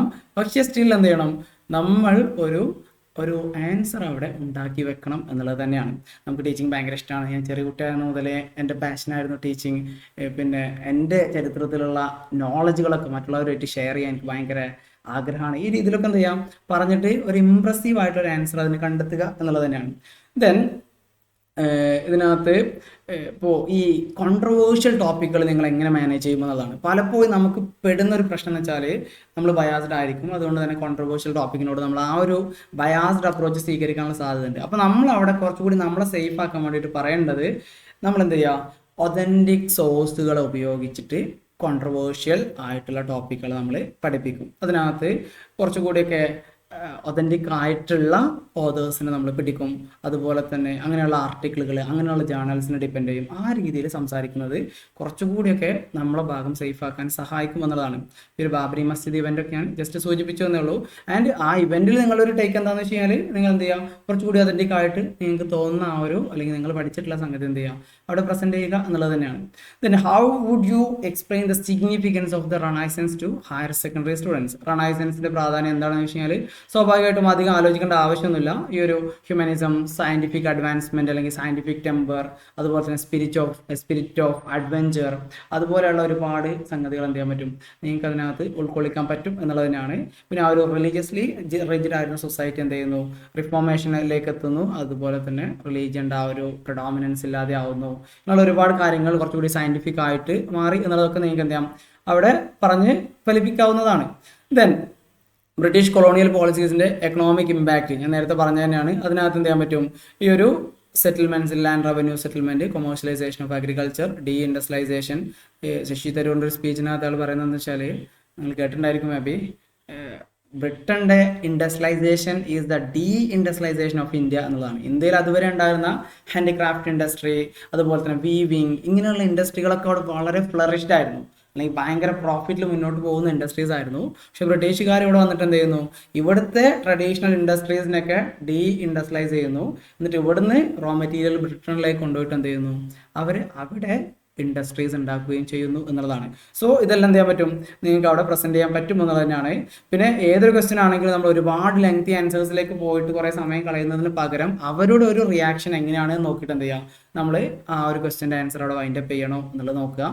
ആൻഡ് ഓൾസോ പ്രത്യേകം ശ്രദ്ധിക്കേണ്ടത്, നമുക്ക് ഒരു ധാരണ ഇല്ലാത്തൊരു സംഗതി ആണെങ്കിൽ സ്ട്രൈറ്റ് ഫോർവേഡായിട്ട് പറയാം, ഐ ഡോണ്ട് റിമെമ്പർ, അല്ലെങ്കിൽ I can't recall, right now I forgot the name, അല്ലെങ്കിൽ ആ രീതിയിൽ എന്ത് ചെയ്യുക, ജസ്റ്റ് നമ്മൾ അതവിടെ അവതരിപ്പിക്കുക എന്നുള്ളതാണ്. അല്ലെങ്കിൽ സിംപ്ലി ഐ ഡോണ്ട് നോ എന്ന് പറയാം. അത് കുറച്ചുകൂടിയൊക്കെ ഒരു എന്താണ്, സ്റ്റാൻഡേർഡ് ആയിട്ടുള്ള റെസ്പോൺസ് ആണ്. നമുക്ക് അറിയാത്തതിനോട് നമുക്ക് പറയാൻ പറ്റുന്ന രീതി അതാണ്. അതല്ലാതെ അവിടെ കിടന്ന് നമ്മളിങ്ങനെ ഉരുണ്ട് കളിച്ച് പോകുന്നത് ഒട്ടും സുരക്ഷിതമായിട്ടുള്ള രീതിയല്ല. ഒരു നെഗറ്റീവ് ഇംപ്രഷൻ അവിടെ ഉണ്ടാക്കുകയും ചെയ്യും. ആൻഡ് നമ്മൾ വളരെ കോൺഫിഡൻ്റ് ആയിട്ട് പറയുക എന്നുള്ളത് ഏറ്റവും പ്രധാനപ്പെട്ട ഒരു സംഗതിയാണ്. അവിടെ കിടന്ന് നമ്മൾ ഭയങ്കര നെർവസ് ആവുന്നത് കണ്ടു കഴിഞ്ഞാൽ സ്വാഭാവികമായിട്ട് അവർ ചിന്തിക്കുക, അവർക്കറിയാം ഇതൊരു ഇൻ്റർവ്യൂ ആയതുകൊണ്ട് തന്നെ ഒരു ശരാശരി ആസ്പിരൻ്റ് ഉണ്ടാവുന്ന ഒരു നെർവസ്നെസ് തന്നെയാണ് ഇത് എന്നുള്ളത്. ബട്ട് സ്റ്റിൽ ഒരു ലിമിറ്റിൻ്റെ അപ്പുറത്തേക്ക് നമ്മൾ പോയി കഴിഞ്ഞാൽ അതെന്ത് ചെയ്യും, അവർ ചിന്തിക്കും, അയ്യോ ഇയാൾ ഒരു higher secondary class room handle ചെയ്യാൻ മാത്രം കേപ്പബിൾ ആണോ എന്നുള്ളൊരു ചിന്ത അവരുടെ മൈൻഡിൽ മേ ബി വന്നേക്കാം എന്നുള്ളതാണ്. സോ നമ്മൾ എന്ത് ചെയ്യുക, അതിനുള്ള ഒരു ഡെമോ സെഷൻസ് ഒക്കെ 1-2 അറ്റൻഡ് ചെയ്യുക. കുറച്ചുകൂടി ഒരു കോൺഫിഡൻസ് നമ്മൾ ബിൽഡ് ചെയ്തെടുക്കുക. നമുക്ക് ക്വസ്റ്റ്യൻസ് കേട്ട് കഴിഞ്ഞാൽ പതറാതിരിക്കാനുള്ള കാര്യങ്ങളൊക്കെ നമ്മൾ ചെയ്യുക. തൊണ്ടയിൽ വെള്ളം വറ്റി പോകാനുള്ള സാധ്യത ഉണ്ട്. അപ്പോൾ അതുകൊണ്ട് തന്നെ എന്ത് ചെയ്യുക, ഇതിനകത്തേക്ക് കയറി പോകുന്ന സമയത്ത് അത്യാവശ്യം നന്നായിട്ട് വെള്ളം കുടിക്കുക. കുറച്ചുകൂടിയൊക്കെ നമ്മൾ എന്താണ് പറയല്, ഒരു പ്രാക്ടിക്കൽ അപ്രോച്ച് സ്വീകരിക്കണം എന്നതാണ് പറയാനായിട്ടുള്ളത്. എൻ്റെ വെള്ളം പറ്റൂല അല്ലെങ്കിൽ എൻ്റെ വായ ഡ്രൈ ആവില്ല എന്ന് വിചാരിച്ച് പോയി കഴിഞ്ഞാൽ അവിടെ കയറുമ്പോഴേക്ക് എന്ത് ചെയ്യും, നാവ് അനക്കാൻ പറ്റാത്ത രീതിയിൽ വായ ഡ്രൈ ആയി പോകും. സോ നല്ല ഒരു 2-3 സിപ്പ് വെള്ളം എന്ത് ചെയ്യാം, കയറുന്നതിന് മുന്നേ തന്നെ കുടിച്ചിട്ട് കയറുക എന്നുള്ളതാണ് പറയാനുള്ളത്. ഓക്കെ, അതോടെ നിൽക്കട്ടെ, ജസ്റ്റ് സൂചിപ്പിച്ചെന്ന് മാത്രമേ ഉള്ളൂ. ആൻഡ് ഈ ഒരു ഫ്രഞ്ച് റവല്യൂഷൻ, അതായത് how did the French revolution influence anti colonial movements in India? അതായത് ഫ്രഞ്ച് റവല്യൂഷൻ എന്ന് പറയുന്നത് വേൾഡ് ഹിസ്റ്ററിയിൽ തന്നെ വളരെ റിമാർക്കബിൾ ആയിട്ടുള്ളൊരു ഇവൻ്റ് ആണ്. ആൻഡ് അത് നമ്മുടെ ഇന്ത്യയിൽ ഏത് രീതിയിലുള്ള ചേഞ്ചസ് ആണ് ഉണ്ടാക്കിയിട്ടുള്ളത് എന്നുള്ളതാണ്. സ്വാഭാവികമായിട്ട് നിങ്ങൾക്ക് എന്ത് പറയാൻ പറ്റും, ഈ ഒരു റൈറ്റ്സ് ഓഫ് മാൻ അല്ലെങ്കിൽ ഇക്വാളിറ്റി, ഫ്രറ്റേണിറ്റി, ലിബർട്ടി, ഇങ്ങനെയുള്ള ആശയങ്ങൾക്കൊക്കെയുള്ള പ്രാധാന്യം, ഒരുപാട് സ്കോളേഴ്സ് അവരുടെ വർക്കുകൾ, അതൊക്കെ എന്ത് ചെയ്യാം, നിങ്ങൾക്ക് അവിടെ പ്രസൻറ്റ് ചെയ്യാം എന്നുള്ളത് തന്നെയാണ്. സോ അതും ഇന്ത്യയിൽ ഒരു ആൻറ്റി കൊളോണിയൽ മൂവ്മെൻറ്റിലേക്ക് ഗ്രാജ്വലി അത് ലീഡ് ചെയ്തിട്ടുണ്ട്. അതിനൊക്കെ ഒരു ട്രിഗർ ചെയ്തിട്ടുള്ള സംഗതി ആയിരുന്നു ഇത്. പിന്നെ അതുപോലെ തന്നെ ടിപ്പു സുൽത്താൻ്റെ ഒരു റോളൊക്കെ എന്ത് ചെയ്യാൻ പറ്റും, നിങ്ങൾക്ക് ഇതുമായിട്ട് ബന്ധപ്പെട്ട് പറയാനായിട്ട് പറ്റും എന്നുള്ളത് തന്നെയാണ്. പിന്നെ കേരള ഹിസ്റ്ററി എന്ന് പറയുന്നത് നമ്മുടെ സിലബസിനകത്തുള്ള വലിയൊരു ഏരിയ ശരിക്കും കേരള ഹിസ്റ്ററിയാണ്. കേരള ഹിസ്റ്ററിയിൽ ശരിക്കും നിങ്ങൾ പ്രിപ്പയർ ചെയ്യുന്ന സമയത്ത് ശ്രദ്ധിക്കേണ്ടത് കേരള ഹിസ്റ്ററിയിലെ പ്രഗത്ഭരായിട്ടുള്ള ചരിത്രകാരന്മാർ. ഫോർ എക്സാമ്പിൾ പറയുകയാണെങ്കിൽ നമ്മൾ എന്താണ് പറയല്, MGS, KN ഗണേഷ്, രാജൻ ഗുരുക്കൾ, രാഘവ് വാര്യർ, ഇങ്ങനെ തുടങ്ങിയിട്ടുള്ള പ്രഗത്ഭരായിട്ടുള്ള കുറച്ച് സ്കോളേഴ്സ് ആൻഡ് അവരുടെ വർക്കുകൾ, അവരുടെ പെർസ്പെക്റ്റീവുകൾ, ഇതെല്ലാം ചെറിയ രീതിയിലെങ്കിലും അറിഞ്ഞിരിക്കുക എന്നുള്ളത് വളരെ അത്യാവശ്യമാണ്. അത് നമ്മൾ കോളേജുകളിലേക്കുള്ള അധ്യാപകരായിരിക്കും അവിടെ ഈ ഇൻ്റർവ്യൂ ബോർഡിൽ സബ്ജക്റ്റ് എക്സ്പേർട്ട് ആയിട്ടൊക്കെ ഉണ്ടായിരിക്കുക. അതുകൊണ്ട് തന്നെ അവർക്ക് കുറച്ചുകൂടി ഫ്രണ്ട്ലി ആയിട്ടുള്ള ഏരിയ അല്ലെങ്കിൽ അവരുടെ ഇൻട്രാക്ഷനിൽ വരുന്ന സ്കോളേഴ്സ് ആയിരിക്കും ഈ പറഞ്ഞ കേരളത്തിലെ എന്താണ് പറയുക ഹിസ്റ്റോറിയൻസ് എന്ന് പറയുന്നത്. അതുകൊണ്ട് തന്നെ അവർക്ക് ഇൻട്രാക്ഷൻ ഒക്കെ ഉണ്ടായതുകൊണ്ട് തന്നെ അവർക്ക് നല്ല ഫ്രണ്ട്ലി റിലേഷൻസ് ഉണ്ടായിരിക്കും. അതുകൊണ്ട് തന്നെ അവർക്ക് വളരെ ക്ലാരിറ്റി ഉള്ള ഏരിയാസ് ആയിരിക്കും ഈ പറഞ്ഞ സ്കോളേഴ്സിൻ്റെ ഒക്കെ എക്സ്പെർട്ടൈസ് ഏതൊക്കെയാണ്, അവരുടെ വർക്കുകൾ ഏതൊക്കെയാണ് എന്നുള്ളതൊക്കെ. അതുകൊണ്ട് തന്നെ നമ്മളത് അറിയുക എന്നുള്ളത് വളരെ അത്യാവശ്യമാണ്. സോ ഈ പ്രധാനപ്പെട്ട വർക്കുകൾ ഇപ്പോൾ KN പണിക്കറിൻ്റെ അഗെയിൻസ്റ്റ് ലോർഡ് ആൻഡ് സ്റ്റേറ്റ് എന്ന് പറയുന്നത്, അതിനകത്തൊക്കെ ഇപ്പോൾ ഈ ഒരു മലബാർ റബലിനൊക്കെ സംബന്ധിച്ച് ഒരുപാട് എന്താണ് പറയുക ഒപ്പീനിയൻസ് വരുന്നതാണ്. അപ്പോൾ അങ്ങനെയുള്ള കാര്യങ്ങൾ നമ്മൾ നന്നായിട്ട് മനസ്സിലാക്കി വെക്കണം എന്നുള്ളതാണ് പറയുന്നത്. വർക്കുകൾ, അതുപോലെ തന്നെ അതിൻ്റെ ഓതർ, അതുപോലെ അവരുടെ പെർസ്പെക്റ്റീവുകൾ എന്തൊക്കെയാണ് വരുന്നത്. പിന്നെ ഈ ഒരു മലബാർ മാനുവൽ, വില്യം ലോഗൻ്റെ, ഇങ്ങനെയുള്ള ഒരുപാട് ടെക്സ്റ്റുകളുണ്ട്. പിന്നെ കേരളത്തിൻ്റെ തന്നെ ഒറിജിനുമായിട്ട് ബന്ധപ്പെട്ട ഒരുപാട് മിത്തുകളുണ്ട്, മേ ബി അത് ചോദിച്ചേക്കാം. അതുപോലെ തന്നെ ഇന്ത്യയിലെ ഇതിഹാസ പുരാണ ട്രഡീഷൻ, ഹിസ്റ്റോറിയോഗ്രാഫിയിലേക്ക് എത്തുന്ന സമയത്ത് ഞാൻ കുറച്ചുകൂടി പറയാം. ഇത് ഞാൻ നേരത്തെ പറഞ്ഞ പോലെ തന്നെ കുറച്ച് ലെങ്തി സെഷൻ ആവും എന്നുള്ളത് കൊണ്ട് തന്നെ കുറച്ചൊക്കെ ഞാൻ എന്ത് ചെയ്യും, ഇങ്ങനെ സ്കിപ്പ് ചെയ്ത് പോകട്ടോ. ഒരുപാട് നമുക്കെല്ലാം ഒരു സെഷനിൽ ഡിസ്കസ് ചെയ്യുന്നതിന് ഒരുപാട് ലിമിറ്റേഷൻ ഉണ്ട് and it will become utter boring. അങ്ങനെ ഒരു ബോറിങ് സെഷൻ അല്ലല്ലോ നമ്മൾ ആഗ്രഹിക്കുന്നത്. ഞാൻ പറഞ്ഞു വരുന്നത്, ഇതിൻ്റെ ഡോക്യുമെൻ്റ് ഫയൽ നിങ്ങൾക്ക് വേണമെങ്കിൽ ജസ്റ്റ് ഒന്ന് ചോദിച്ചാൽ മതി. I will share in that WhatsApp group. And ഇത് അത്രയും ആക്യുറേറ്റ് ആണ് എന്നൊന്നും ഞാൻ പറയുന്നില്ല, but it is A draft, ഒരു ഔട്ട്ലൈൻ ആയിട്ട് എന്ത് ചെയ്യാൻ പറ്റും, നിങ്ങൾക്ക് ഇതിനെ യൂട്ടിലൈസ് ചെയ്യാൻ പറ്റും എന്നുള്ളത് തന്നെയാണ്. പിന്നെ ഇതിനകത്ത് ഈ ഒരു ടീച്ചിങ് മെത്തഡോളജിയിലേക്ക് വരുന്ന സമയത്ത് സ്വാഭാവികമായിട്ടും ഒരു ടോപ്പിക്കൊക്കെ തന്നിട്ട് അതെങ്ങനെയാണ് ടീച്ച് ചെയ്യുക എന്നുള്ള രീതിയിലൊക്കെയുള്ള ക്വസ്റ്റ്യൻസ് പ്രതീക്ഷിക്കാം. How would you teach the partition of India 1947 sensitively? അതിനകത്ത് പാർട്ടീഷനുമായിട്ട് ബന്ധപ്പെട്ട് പറയുന്ന വർക്കുകൾ ഏതൊക്കെയാണ്, അതുപോലെ തന്നെ പാർട്ടീഷൻ്റെ ഒരു ബാക്ക്ഗ്രൗണ്ട് എന്തായിരുന്നു, നിങ്ങൾക്ക് വേണമെങ്കിൽ ഒരു വല്ലാത്തൊരു കഥ, അല്ലെങ്കിൽ നമ്മളെന്താണല്ലേ ബാബു രാമചന്ദ്രൻ്റെ ഏഷ്യാൻ ന്യൂസിലുണ്ടായിരുന്നു. സോ ആളുടെ ഒരുപാട് വീഡിയോസ് ഉണ്ട് യൂട്യൂബിൽ, നിങ്ങൾക്ക് കയറി കഴിഞ്ഞാൽ കാണാൻ പറ്റും. ഹിസ്റ്ററി എന്ന് മാത്രമല്ല മറ്റുള്ള ഏരിയാസൊക്കെ ഉണ്ട്. ഹിസ്റ്ററിയിലെ തന്നെ ഒരുപാട് ഏരിയാസ് എന്ത് ചെയ്തിട്ടുണ്ട്, അവർ ഈ ഒരു വല്ലാത്തൊരു കഥയിൽ പറഞ്ഞിട്ടുണ്ട് എന്നുള്ളത് തന്നെയാണ്. സോ നമുക്കൊരു ക്ലിയർ ആയിട്ടുള്ള അണ്ടർസ്റ്റാൻഡിംഗ് ഒക്കെ ഉണ്ടാക്കിയെടുക്കാൻ ശരിക്കും നമ്മൾ ഹെൽപ്പ് ചെയ്യും. ഒരുപാട് ഒതൻറ്റിക് ടെക്സ്റ്റുകളെ തന്നെ കോട്ട് ചെയ്തിട്ടാണ് അയാൾ പറയുന്നത് എന്നുള്ളതാണ്. ദെൻ ഒരു ലെസൺ പ്ലാനിലേക്ക് ചിലപ്പോൾ ഒരു പ്രതീക്ഷിക്കാവുന്ന ഒരു സംഗതിയാണ് ഒരു കോൾഡ് വാറിനെ എന്താണ് പറയല് പഠിപ്പിക്കാൻ വേണ്ടിയിട്ട്, അല്ലെങ്കിൽ അതുമായിട്ട് ബന്ധപ്പെട്ട് ഒരു ലെസൺ പ്ലാൻ നിങ്ങൾ എങ്ങനെ ക്രിയേറ്റ് ചെയ്യുന്നുള്ളത്. ഈ ലെസൺ പ്ലാൻ എന്നൊന്ന് കേട്ട് കഴിഞ്ഞാൽ നിങ്ങൾ ടെൻഷൻ എടുക്കേണ്ട ആവശ്യമില്ല. അപ്പോഴൊക്കെ നിങ്ങൾ എന്ത് ചെയ്യുക, അത് സാധാരണ പഠിപ്പിക്കുന്നതിൻ്റെ ഒരു രീതി എന്തായിരിക്കും, ഏതൊരു സ്ട്രക്ചറിലൂടെയാണ് നിങ്ങൾ കയറി പോവുക എന്നുള്ളതിലൊക്കെ ഫോക്കസ് ചെയ്തിട്ട് നിന്നാൽ മതി. പിന്നെ അതുപോലെ തന്നെ ഈ ഒരു ഇൻ്റർ ഡിസിപ്ലിനറി അപ്രോച്ച് എന്നുള്ളത്, അതായത് environmental history into the curriculum. അപ്പോൾ നമ്മൾ ഹിസ്റ്ററി എന്നുള്ളത് നമ്മളെന്താണ്, അതിൽ നിന്ന് നമ്മൾ ഇൻ്റർ ഡിസിപ്ലിനറി ആയിട്ട് എൻവയോൺമെൻറ്റൽ ഹിസ്റ്ററി, ജെൻഡർ ഹിസ്റ്ററി, അല്ലെങ്കിൽ വുമൻസ് ഹിസ്റ്ററി, അങ്ങനെയുള്ള രീതിയിൽ എന്ത് ചെയ്യും, അതിൻ്റെ അടുത്ത ഏരിയയിലേക്ക് പോകുമെന്നുള്ളത്. അപ്പോൾ അതിനൊക്കെ എങ്ങനെ ഇൻ്റഗ്രേറ്റ് ചെയ്യും എന്നുള്ള രീതിയിലൊക്കെയുള്ള ക്വസ്റ്റ്യൻസ് നമുക്ക് പ്രതീക്ഷിക്കാം. പിന്നെ ഈ ഒരു എൻവയോൺമെൻറ്റൽ ഹിസ്റ്ററിയിലേക്ക് വരുന്ന സമയത്ത് നമുക്ക് എന്ത് ചെയ്യാൻ പറ്റും, ഈ ഒരു കൊളോണിയൽ ഡീഫോറസ്റ്റേഷൻ, നമ്മുടെ റെയിൽവേൻ്റെ ഡെവലപ്മെൻ്റ് ഒക്കെ എന്ത് ചെയ്യാൻ പറ്റും, നിങ്ങൾക്ക് അതിനകത്തേക്ക് പറയാൻ പറ്റും. വെസ്റ്റേൺ ഗാർഡ്സിന് എന്ത് സംഭവിച്ചു എന്നുള്ളത് പറയാൻ പറ്റും. ആൻഡ് പോസ്റ്റ് ഇൻഡിപെൻഡൻസ് പീരീഡിൽ എന്താണ് ഉണ്ടായിട്ടുള്ളത്, അതുപോലെ തന്നെ ഗാഡ്ഗിൽ റിപ്പോർട്ടിനെ സംബന്ധിച്ച്, റീസെൻ്റ് ആയിട്ടുള്ള നമ്മുടെ കവളപ്പാറയിലൊക്കെ ഉരുൾപൊട്ടൽ, അതുപോലെ തന്നെ നമ്മുടെ വയനാട്ടിൽ സംഭവിച്ചിട്ടുള്ള ചൂരൽമല ഉരുൾപൊട്ടലൊക്കെ എന്ത് ചെയ്യാൻ പറ്റും, നിങ്ങൾക്ക് അവിടെ കോട്ട് ചെയ്യാൻ പറ്റും എന്നുള്ളത് തന്നെയാണ്. പിന്നെ അതുപോലെ തന്നെ സബാൾട്ടൺ സ്റ്റഡീസുമായിട്ട് ബന്ധപ്പെട്ട ക്വസ്റ്റ്യൻസ് ഉറപ്പായിട്ടും വരാൻ സാധ്യതയുള്ള സംഗതി തന്നെയാണ്. അതുപോലെ ഹിസ്റ്റോറിയോഗ്രാഫി, അതിൻ്റെ സ്കൂൾസ്, ഇത് കൂടുതൽ ഒരു അതിപ്രസരം ഉണ്ടാവുന്ന ഒരു സംഗതി തന്നെയാണ്. സോ സബാൾട്ടൺ സ്റ്റഡീസ് സ്വാഭാവികമായിട്ട് നിങ്ങൾക്ക് എല്ലാവർക്കും രൺജിത്ത് ഗുഹേനെ അറിയുന്നുണ്ടായിരിക്കും. അതുപോലെ മറ്റുള്ള സബാൾട്ടൺ സ്കോളേഴ്സിനൊക്കെ എന്ത് ചെയ്യുക, അതിനകത്ത് ഇൻ്റഗ്രേറ്റ് ചെയ്യാൻ വേണ്ടിയിട്ട് ശ്രമിക്കുക. പിന്നെ ഈ ഒരു അനാലിസിസ് ട്രഡീഷൻ എന്തായിരുന്നു, അല്ലെങ്കിൽ എന്താണ് പറയല് ഹിസ്റ്ററി ഫ്രം ബിലോ എന്നുള്ള കോൺസെപ്റ്റുകൾ, ഇതൊക്കെ എന്ത് ചെയ്യും, വളരെ അത്യാവശ്യമായിട്ട് അറിഞ്ഞിരിക്കേണ്ട സംഗതികൾ തന്നെയാണ്. പിന്നെ അതുപോലെ തന്നെ ഇങ്ങനെയുള്ള സിനാരിയോകൾ തരും. A student claims British rule modernised India, how do U respond? അത് ബ്രിട്ടീഷുകാർ ഇന്ത്യനെ മോഡേണൈസ് ചെയ്തു എന്നുള്ളൊരു ക്ലെയിമായിട്ടൊരു കുട്ടി വരികയാണ്. അങ്ങനെയാണെങ്കിൽ നിങ്ങൾ എങ്ങനെയാണ് അതിനോട് റെസ്പോണ്ട് ചെയ്യുക എന്നുള്ളതാണ്. അപ്പോൾ നിങ്ങൾക്ക് സ്വാഭാവികമായിട്ടും രണ്ട് രീതിയിൽ അപ്രോച്ച് ചെയ്യാം. ബ്രിട്ടീഷുകാർ മോഡേണൈസ് ചെയ്തിട്ടുണ്ട്, ഫോർ എക്സാമ്പിൾ റെയിൽവേൻ്റെ ഡെവലപ്മെൻറ്റ്, അതുപോലെയുള്ള ഇന്ത്യയിൽ കുറച്ചുകൂടിയൊക്കെ ഒരു റൂൾ ഓഫ് ലോ കൊണ്ടുവന്നു എന്നുള്ളതൊക്കെ പറയാം.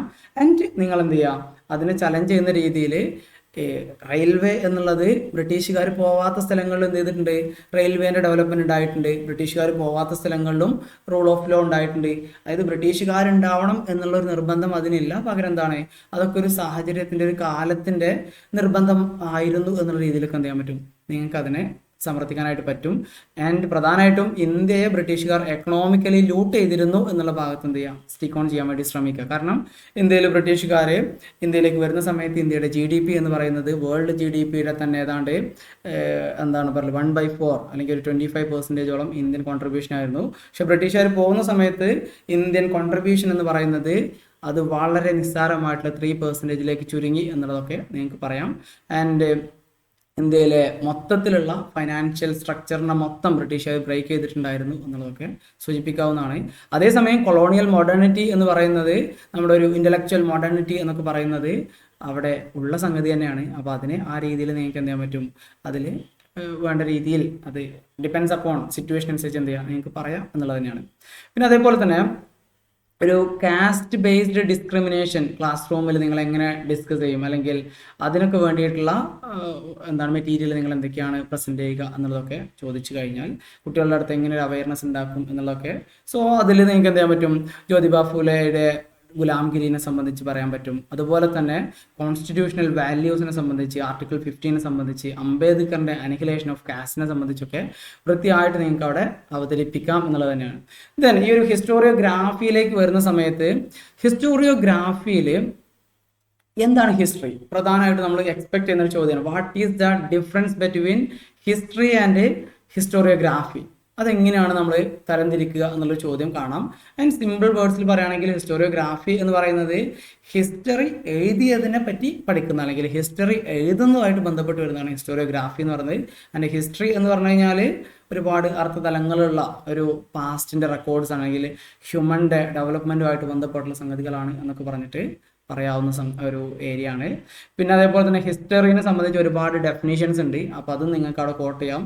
തോമസ് കാർലൈലിൻ്റെ എന്താണ് പറയല്, ഈ ഒരു ഗ്രേറ്റ് മെൻ തിയറി, ഇങ്ങനെയുള്ളതൊക്കെ എന്ത് ചെയ്യാൻ പറ്റും, നിങ്ങൾക്ക് കോട്ട് ചെയ്യാനായിട്ട് പറ്റും എന്നുള്ളതാണ്. അതുപോലെ ഇബ്നു ഖൽദൂൻ എന്നുള്ളത് വളരെ പ്രധാനപ്പെട്ടൊരു നമ്മുടെ സിലബസിൽ ഹൈലൈറ്റ് ചെയ്ത് പറയുന്ന ഒരു ഏരിയ ആണ്. അപ്പോൾ ഇബ്നു ഖൽദൂൻ്റെ കോൺട്രിബ്യൂഷൻ എന്തൊക്കെയാണ്, വേൾഡ് ഹിസ്റ്ററി ആയിട്ട് ബന്ധപ്പെട്ട്, അല്ലെങ്കിൽ അദ്ദേഹത്തിൻ്റെ മുഖദ്ദിമയുടെ റോൾ എന്താണ്, ഈ ഒരു മിഡീവൽ പീരീഡിൽ ചരിത്രത്തിൽ ഒരുപാട് കോൺട്രിബ്യൂഷൻ നൽകിയിട്ടുള്ള ആളാണ് ശരിക്കും Ibn Khaldun. And Arnold Toynbee Ibn ഖൽദൂനെ സംബന്ധിച്ച് ഒരുപാട് കമൻറ്റ്സ് പറഞ്ഞിട്ടുണ്ട്. അപ്പോൾ അതൊക്കെ നിങ്ങൾക്ക് നോട്ട് ചെയ്യാവുന്നതാണ്. പിന്നെ അതേപോലെ തന്നെ ഈ ഒരു എൻലൈറ്റൻമെൻറ്റ് ഹിസ്റ്റോറിയോഗ്രാഫി എന്നുള്ളത് മെഡീവൽ വ്യൂസിനെ, അതിനകത്ത് പ്രധാനമായിട്ടും സെൻറ്റ് അഗസ്റ്റിനാണ് മെഡീവൽ സമയത്തുള്ള, നമുക്കറിയാം സിറ്റി ഓഫ് ഗോഡ് എന്ന് പറയുന്ന സെൻറ്റ് അഗസ്റ്റിൻ്റെ ഒരു വർക്ക്, അത് ശരിക്കും ഒരു മെഡീവൽ കാലഘട്ടത്തിൻ്റെ ഒരു റിഫ്ലക്ഷനാണ്. അതായത് ബൈബിൾ, അതുപോലെയുള്ള ദൈവത്തിൻ്റെ സിറ്റി, ഈവിൾ, ഡെവിൾ, ഇങ്ങനെയുള്ളതിനൊക്കെ ആയിട്ട് ബന്ധപ്പെട്ട് ഗോഡിൻ്റെ ഫോഴ്സ്, ഇതൊക്കെ ആയിട്ട് ബന്ധപ്പെട്ട് പറയുന്ന കുറച്ചും കൂടി ഒരു ഡിവൈൻ പ്ലാൻ എന്നുള്ള രീതിയിലൊക്കെയാണ് അവതരിപ്പിക്കുന്നത്. സോ അങ്ങനെയുള്ളതായിരുന്നു മെഡീവൽ കാലഘട്ടം. എങ്കിൽ എൻലൈറ്റൻമെൻറ്റ് കാലഘട്ടത്തിലേക്ക് വരുമ്പോൾ എന്ത് ചെയ്യുന്നു, കുറച്ചുകൂടിയൊക്കെ ഒരു സെക്യുലർ ആയിട്ടുള്ള റാഷണൽ അനാലിസിസിലേക്ക് അത് പോകുന്നു. ആ ഒരു പഴയ കാലത്തെ റിലീജിയസ് റിജിഡ് സൊസൈറ്റീനെ മാറ്റുന്നു, എന്താണ് പറയുക, ഈ സൂപ്പർസ്റ്റിഷൻസിനൊക്കെ ഒപ്പോസ് ചെയ്യുന്നു എന്നുള്ള രീതിയിൽ പറയാനായിട്ട് പറ്റും. പിന്നെ അതിനകത്ത് ഡിഫറെൻറ്റ് സ്കൂൾസ് തമ്മിൽ കമ്പയർ ചെയ്യാൻ ചിലപ്പോൾ സാധ്യതയുണ്ട്. അതായത് മാർക്സിസ്റ്റ് വ്യൂസും സബാൾട്ടൺ ഹിസ്റ്റോറിയോഗ്രാഫിയും തമ്മിൽ എങ്ങനെയാണ് ഡിഫറൻഷിയേറ്റ് ചെയ്യാൻ പറ്റുന്നത്, ആ രീതിയിലൊക്കെയുള്ള ക്വസ്റ്റ്യൻസ് നമുക്ക് കാണാനായിട്ട് പറ്റും. അപ്പോൾ നിങ്ങൾ ശ്രദ്ധിക്കേണ്ടതെന്ന് വെച്ചാൽ മാർക്സിസ്റ്റ് ഹിസ്റ്റോറിയോഗ്രാഫിനെ പറ്റി നിങ്ങൾക്കൊരു ധാരണ ഉണ്ട്, അല്ലെങ്കിൽ പ്രധാനപ്പെട്ട മാർക്സിയൻ സ്കോളേഴ്സ് ആരൊക്കെ ആയിരുന്നു എന്നുള്ളത് മെൻഷൻ ചെയ്യുക, അവരുടെ വർക്കിനെ പറ്റി പറയുക. ആൻഡ് അവരുടെ ഒരു പെർസ്പെക്റ്റീവ് അല്ലെങ്കിൽ മാർക്സിയൻ വ്യൂ എന്നുള്ളത് പൊതുവെ എന്തായിരിക്കും, ഒരു എക്കണോമി, ക്ലാസ് സ്ട്രഗിൾ, അതുമായിട്ട് ബന്ധപ്പെട്ട് വരുന്നതാണ് ഉണ്ടാവുക എന്നുള്ളത് തന്നെയാണ്.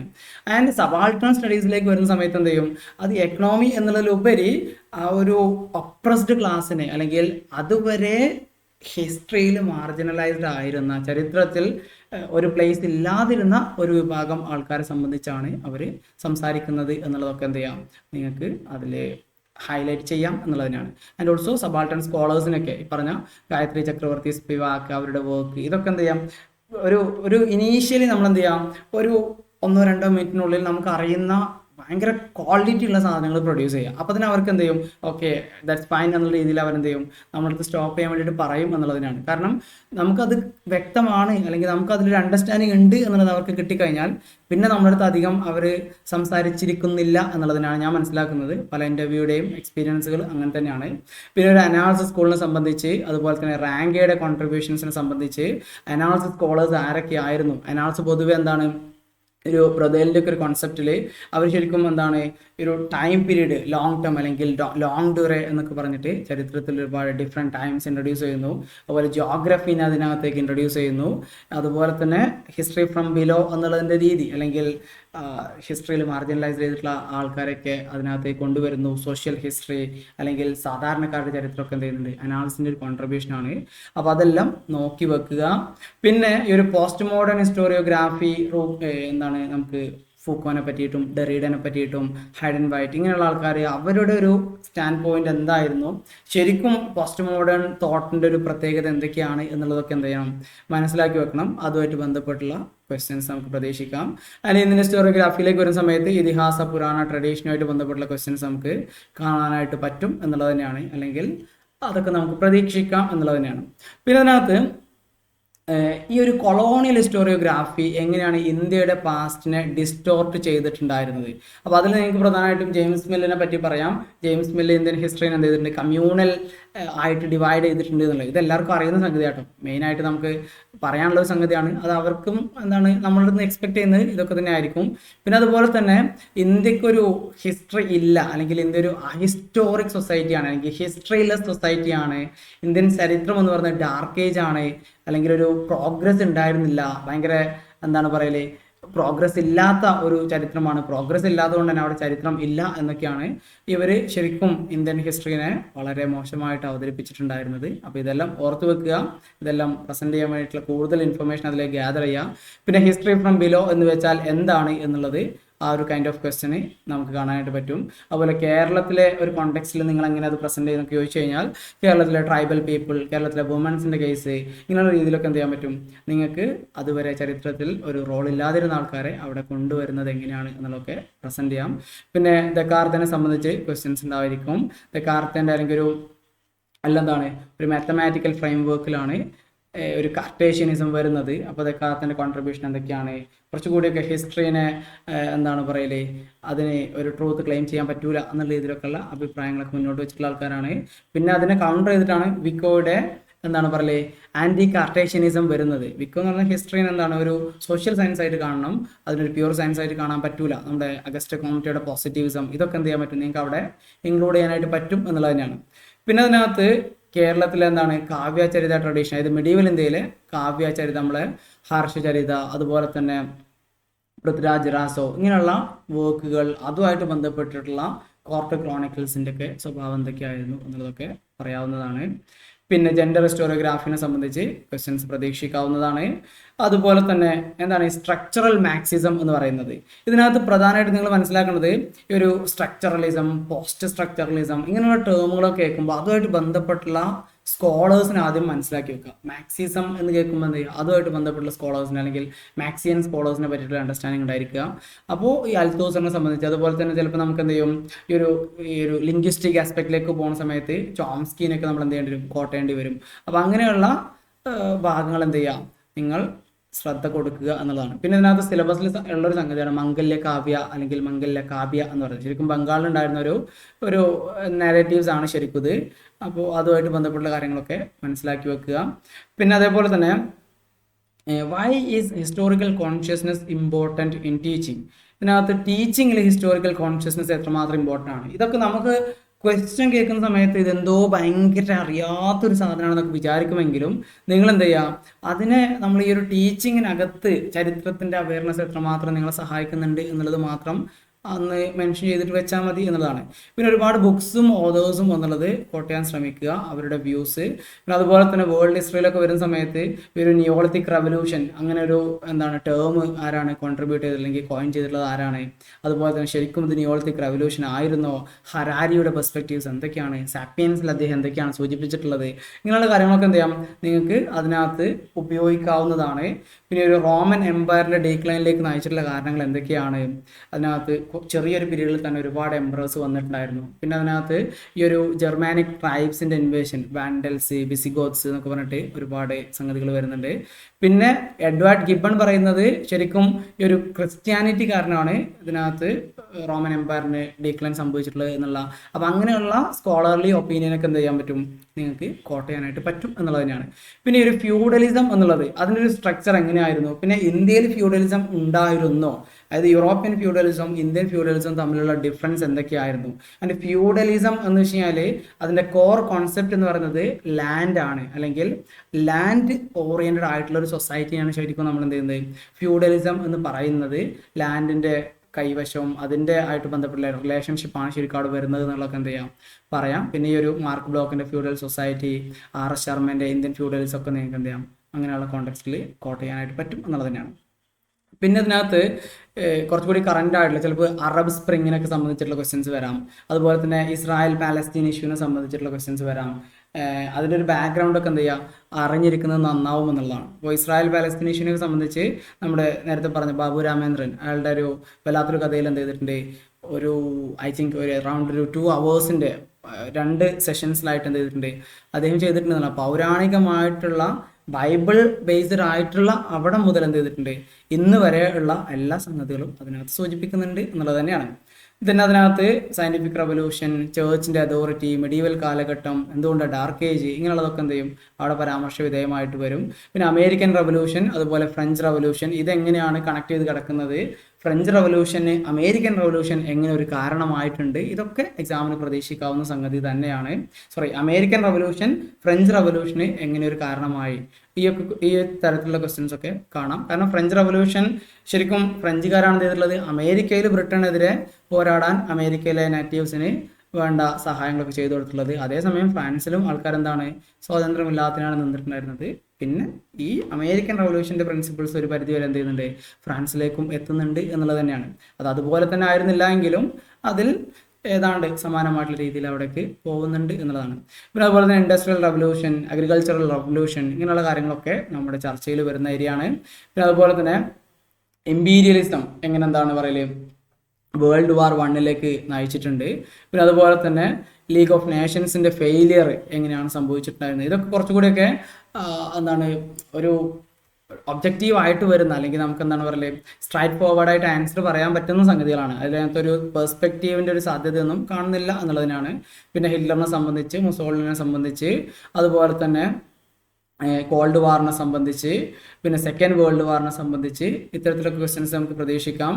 പിന്നെ UNOനെ സംബന്ധിച്ചിട്ടുള്ള ക്വസ്റ്റ്യൻസ് നമുക്ക് എക്സ്പെക്ട് ചെയ്യാവുന്നതാണ്. ദെൻ ഈ ഒരു അറബ് സ്പ്രിങ്ങിനെ സംബന്ധിച്ച്, പിന്നെ ഗ്ലോബലൈസേഷനെ സംബന്ധിച്ച്, ലിബറലൈസേഷൻ, പ്രൈവറ്റൈസേഷൻ പോളിസീസിനെ സംബന്ധിച്ച്, ഇന്ത്യ അഡോപ്റ്റ് ചെയ്യുന്നതിനെ സംബന്ധിച്ച്, അങ്ങനെ ഇന്ത്യയുടെ ഒരു പോസ്റ്റ് ഇൻഡിപെൻഡൻറ്റ് ഇന്ത്യ എന്നുള്ളത് വളരെ പ്രധാനപ്പെട്ടതാണ്. നെഹ്റുവിനെ സംബന്ധിച്ചും അതുപോലെ ഇന്ദിരാഗാന്ധിനെ സംബന്ധിച്ചും അടിയന്തരാവസ്ഥയെ സംബന്ധിച്ചൊക്കെയുള്ള ക്വസ്റ്റ്യൻസ് നമുക്കതിനകത്ത് എക്സ്പെക്റ്റ് ചെയ്യാവുന്നതാണ്. പലപ്പോഴും ചിലപ്പോൾ അതൊരു പെർസ്പെക്റ്റീവിലേക്ക് കണക്ട് ചെയ്യുന്ന രീതിയിലും ക്വസ്റ്റ്യൻ സാധ്യത ഉണ്ട്.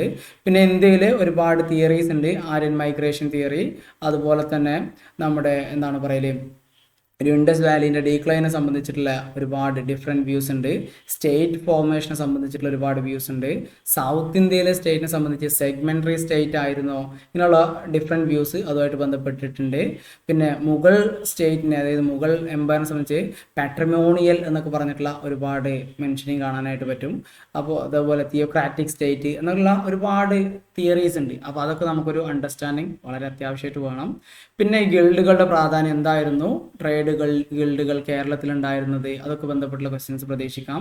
സൗത്ത് ഇന്ത്യയിലെ തിണൈ സിസ്റ്റത്തിനെ സംബന്ധിച്ചുള്ള ക്വസ്റ്റ്യൻസ് പ്രതീക്ഷിക്കാം. മെഗാലിത്തിക് മോണമെന്റ്സിനെ സംബന്ധിച്ചിട്ടുള്ള ക്വസ്റ്റ്യൻസ് നമുക്ക് എക്സ്പെക്ട് ചെയ്യാം. അതുപോലെ അശോകൻ്റെ ദമ്മ പോളിസി, അതെങ്ങനെ സോഷ്യൽ ഹാർമണി ഉണ്ടാക്കിയിരുന്നു. പിന്നെ നിങ്ങൾ ആൻസർ ചെയ്യുന്ന സമയത്ത് ഇപ്പോൾ ഹിസ്റ്ററിയുടെ ഒരു പ്രാധാന്യം എന്ന് പറയുന്ന സമയത്ത് ഹിസ്റ്ററിയിൽ ഇപ്പോൾ കറൻ്റ്ലി നടക്കുന്ന ഒരു ഡിസ്റ്റോർഷനൊക്കെ സംബന്ധിച്ചുള്ള നമ്മൾ നമ്മുടെ ഒരു പെർസ്പെക്റ്റീവ്സിനെ പറ്റിയൊക്കെ ചോദിക്കാൻ സാധ്യതയുണ്ട്. അപ്പോൾ നമ്മൾ ശരിക്കും പറയേണ്ട ഒരു സംഗതി എന്ന് വെച്ചാൽ ഹിസ്റ്ററി എന്നുള്ളത് സൊസൈറ്റിയുടെ ഹാർമണീനെ നിലനിർത്തുന്നതിന് വേണ്ടിയിട്ട്, സൊസൈറ്റിയിലെ ഇൻക്ലൂസീവ്നെസ്സിനെ എന്താണ് പറയല്, അതിനെ ഒന്നുകൂടി സ്ട്രെങ്തൻ ചെയ്യുന്നതിന് വേണ്ടിയിട്ട് ആൾക്കാർക്കിടയിൽ ഇറസ്പെക്റ്റീവ് ഓഫ് റിലീജിയൻ, കാസ്റ്റ്, അതിൻ്റെയൊക്കെ അപ്പുറത്ത് ഐക്യം ഉണ്ടാക്കുന്ന രീതിയിൽ, അതേസമയം നമ്മുടെ സോഷ്യൽ സിറ്റുവേഷനോട് നീതി പുലർത്തുന്ന രീതിയിലൊക്കെ ആവണം ചരിത്ര പഠനവും ചരിത്ര അണ്ടർസ്റ്റാൻഡിങ് എന്നുള്ളതൊക്കെ എന്ത് ചെയ്യുക, അവിടെ കുറച്ചുകൂടിയൊക്കെ അക്കാദമിക്കിൽ എന്ത് ചെയ്യുക, പ്രസന്റ് ചെയ്യാൻ വേണ്ടി ശ്രമിക്കുക എന്നുള്ളതാണ് പറയുന്നത്. പിന്നെ അതേപോലെ തന്നെ ഗുപ്ത എംപയറിന്റെ ഡിക്ലൈൻ, ഇതൊക്കെ കുറച്ചുകൂടിയൊക്കെ ഡയറക്റ്റ് ആയിട്ട് വരുന്ന ക്വസ്റ്റ്യൻസ് ആണ്.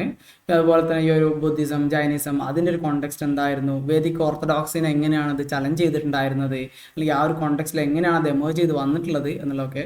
പിന്നെ ട്രേഡ്, ഈ ഒരു സൗത്ത് ഇന്ത്യയുമായിട്ട് ബന്ധപ്പെട്ട് ഈ ഒരു പെരിപ്ലസ് ഓഫ് ദ എർത്രേൻ സീ എന്ന് പറയുന്നത് വളരെ പ്രധാനപ്പെട്ട ഒരു സോഴ്സ് വർക്ക് ആണ് ഈ ഒരു ട്രേഡിനെയൊക്കെ സംബന്ധിച്ച്. പിന്നെ അതുപോലെ തന്നെ റോമൻ പോട്ട്സ്, നമ്മളെ ആംഫറ എന്ന് പറയുന്നത്, റോമൻ കോയിൻസ്, ഇതൊക്കെ എവിടെ നിന്ന് കിട്ടി എന്നുള്ളതും, അതുപോലെ എക്സ്കവേഷൻസ്, ഞാൻ നേരത്തെ പറഞ്ഞ കീലാടി, അതുപോലെ പട്ടണ എക്സ്കവേഷൻ, അതുമായിട്ട് ബന്ധപ്പെട്ടുള്ള ഡിഫറൻസ്, കൊടുങ്ങല്ലൂർ എങ്ങനെയാണ് എമേർജ് ചെയ്ത് വന്നിട്ടുണ്ടായിരുന്നത്, അല്ലെങ്കിൽ കൊടുങ്ങല്ലൂർ ഏതായിരുന്നു, കൊച്ചി ഏത് ഘട്ടത്തിലാണ് എമേർജ് ചെയ്ത് വന്നിട്ടുള്ളത്, ഫ്ലഡിൻ്റെ ഒരു റോൾ എന്തായിരുന്നു, ഇതൊക്കെ എക്സ്പെക്റ്റ് ചെയ്യാവുന്നതാണ്. പിന്നെ ഈ പറഞ്ഞ ഈ സംഘം വർക്കുകൾ, അതുപോലെ സിലപ്പതികാരം, മണിമേഖല തുടങ്ങിയിട്ടുള്ള വർക്കുകളൊക്കെ എക്സ്പെക്റ്റ് ചെയ്യാവുന്നതാണ്. പിന്നെ ഇതിനകത്ത് ഈ മെഡീവൽ കിങ്ഡംസ്, അതായത് പല്ലവ, ചാലൂക്യ, ഇവരുടെ കോൺഫ്ലിക്റ്റുകളൊക്കെ ഒരു നിരന്തരം കോൺഫ്ലിക്റ്റുകളുണ്ട്. അതുപോലെ തന്നെ നമ്മുടെ ട്രൈപാർട്ടൈറ്റ് സ്ട്രഗിൾ നോർത്ത് ഇന്ത്യയിൽ വരുന്നുണ്ട്. നമ്മുടെ രാഷ്ട്രകൂട, പ്രതിഹാര, പാല, ഇവർക്കിടയിലുള്ള കനൗജിന് വേണ്ടിയിട്ടുള്ള കോൺഫ്ലിക്റ്റ്, ഇതൊക്കെ നമ്മുടെ ഒരു നോളജ് ബേസിൽ ഉണ്ടാവണം എന്നുള്ളതാണ്. ജസ്റ്റ് ഒന്ന് റിഫ്രഷ് ചെയ്യാൻ വേണ്ടി ഞാൻ ജസ്റ്റ് ഓടിച്ച് പറഞ്ഞു എന്ന് മാത്രമേ ഉള്ളൂ. പിന്നെ അതുപോലെ തന്നെ ഭക്തി മൂവ്മെന്റ്, സൂഫി മൂവ്മെന്റ്, അതിന്റെ പ്രാധാന്യം എന്താണ്, സോഷ്യൽ ഹാർമണിനെ നിലനിർത്തുന്നതിന് വേണ്ടിയിട്ട് ഭക്തി മൂവ്മെന്റ്, സൂഫി മൂവ്മെന്റ് ഒക്കെ എത്രമാത്രം ഹെൽപ്പ് ചെയ്തിട്ടുണ്ടായിരുന്നു, ഈ ഒരു ഭാഗമൊക്കെ എന്ത് ചെയ്യാം, നിങ്ങളുടെ ഒരു അക്കാദമിക് അണ്ടർസ്റ്റാൻഡിങ് ഉണ്ടാക്കിയെടുക്കുക. പിന്നെ മെഡീവൽ റൂളേഴ്സിനെ സംബന്ധിച്ച് അലാവുദ്ദീൻ ഖിൽജിന്റെ റിഫോംസ് എന്തൊക്കെയായിരുന്നു, മുഹമ്മദ് ബിൻ തുഗ്ലക്കിന്റെ റിഫോംസ് എന്തൊക്കെയായിരുന്നു, മുഹമ്മദ് ബിൻ തുഗ്ലക്കിന് എന്തുകൊണ്ടാണ് വൈസസ്റ്റ് ഫൂൾ എന്ന് പറയുന്നത്, കുറച്ചുകൂടിയൊക്കെ സ്ട്രൈറ്റ് ഫോർവേഡ് ആയിട്ടുള്ള ക്വസ്റ്റ്യൻ ആണ്, നമുക്ക് എല്ലാവർക്കും അറിയുന്നതിനായിരിക്കാം. പിന്നെ അതുപോലെ തന്നെ ഈ ഒരു ഇക്ത സിസ്റ്റവും മാൻസബ്ദാരി സിസ്റ്റവും എങ്ങനെയാണ് ഡിഫറൻഷിയേറ്റ് ചെയ്യുക, അതുപോലെ തന്നെ ഈ ഒരു ജാഗിർദാരി എന്ന് പറയുന്നതും അതുപോലെ തന്നെ മാൻസബ്ദാരി സിസ്റ്റവും എങ്ങനെയാണ് കണക്റ്റഡ് ആയിട്ടുള്ളത്, അതുപോലെ സുൽഹി കുൽ എന്നുള്ളതുമായിട്ട്, അല്ലെങ്കിൽ അതിൻ്റെ ഫീച്ചേഴ്സ് എന്തൊക്കെയാണ്, അല്ലെങ്കിൽ ആരാണ് അങ്ങനെ ഒരു ഐഡിയ മുന്നോട്ട് വെച്ചിട്ടുള്ളത്, എന്തുകൊണ്ടാണ് അത് അങ്ങനെ പറയുന്നത്, പീസ് ടു ഓൾ എന്നുള്ളതുകൊണ്ട് എന്താണ് ഉദ്ദേശിക്കുന്നത്, ഇതൊക്കെ നമ്മുടെ ക്വസ്റ്റ്യൻസിൽ എക്സ്പെക്റ്റ് ചെയ്യാവുന്ന സംഗതികൾ തന്നെയാണ്. പിന്നെ അതിനകത്ത് വരുന്ന മറ്റു ഏരിയാസ് ആണ് ഡിക്ലൈൻ ഓഫ് മുഗൾ എംപയർ, അതിൻ്റെ കോസസ്, അതിനകത്ത് ഔറംഗസീബിൻ്റെ റോൾ എന്തൊക്കെയായിരുന്നു തുടങ്ങിയിട്ടുള്ളവയ്ക്ക് എന്ത് ചെയ്യും, ചർച്ചയിൽ വരണം. പിന്നെ മൻസബ്ദാരി സിസ്റ്റം ഞാൻ പറഞ്ഞു, ഷേർഷനെ സംബന്ധിച്ച് അയാളുടെ കോയിൻസിനകത്ത് കോയിൻ്റെ കോൺട്രിബ്യൂഷൻസ്, അതുപോലെ തന്നെ അദ്ദേഹത്തിൻ്റെ ഈ ഒരു ഗ്രാൻഡ് ട്രങ്ക് റോഡ്, ഇങ്ങനെയുള്ള ഷേർഷയുടെ കുറച്ച് കാലത്തിനിടക്ക് അദ്ദേഹം കൊണ്ടുവന്നിട്ടുള്ള ഒരുപാട് ചേഞ്ചസ് ഉണ്ട്. അക്ബറിനൊക്കെ ഒരു മോഡലായിരുന്നു ശരിക്കും ഷേർഷയുടെ അഡ്മിനിസ്ട്രേറ്റീവ് റിഫോംസ് എന്ന് പറയുന്നത്. പിന്നെ ഈ ഒരു ആർട്ട് ആൻഡ് ആർക്കിടെക്ചർ ഭാഗത്ത് നിന്ന് ക്വസ്റ്റ്യൻസ് എക്സ്പെക്ട് ചെയ്യാം. പിന്നെ അതിനകത്ത് ശിവജിനെ സംബന്ധിച്ചുള്ള ക്വസ്റ്റ്യൻസും നമുക്ക് കറണ്ട് സിനാരിയോയിൽ പ്രതീക്ഷിക്കാവുന്നത് തന്നെയാണ്. പിന്നെ ഈ ഒരു വിജയനഗരമായിട്ട് ബന്ധപ്പെട്ടുള്ള ക്വസ്റ്റ്യൻസ്, കുറച്ചുകൂടി സൗത്ത് ഓറിയൻറ്റഡ് ആയിട്ടുള്ള ക്വസ്റ്റ്യൻസും നമുക്ക് എക്സ്പെക്ട് ചെയ്യാം. പിന്നെ ഇതിനകത്ത് പഴയ യൂണിവേഴ്സിറ്റികൾ, ഇതിലൊക്കെ ക്വസ്റ്റ്യൻ സാധ്യതകൾ നമ്മൾ കാണുന്നുണ്ട്. കോൺസ്റ്റിറ്റ്യൂഷൻ എന്നുള്ളത് വളരെ പ്രധാനപ്പെട്ട ഒരു ഏരിയ ആണ്.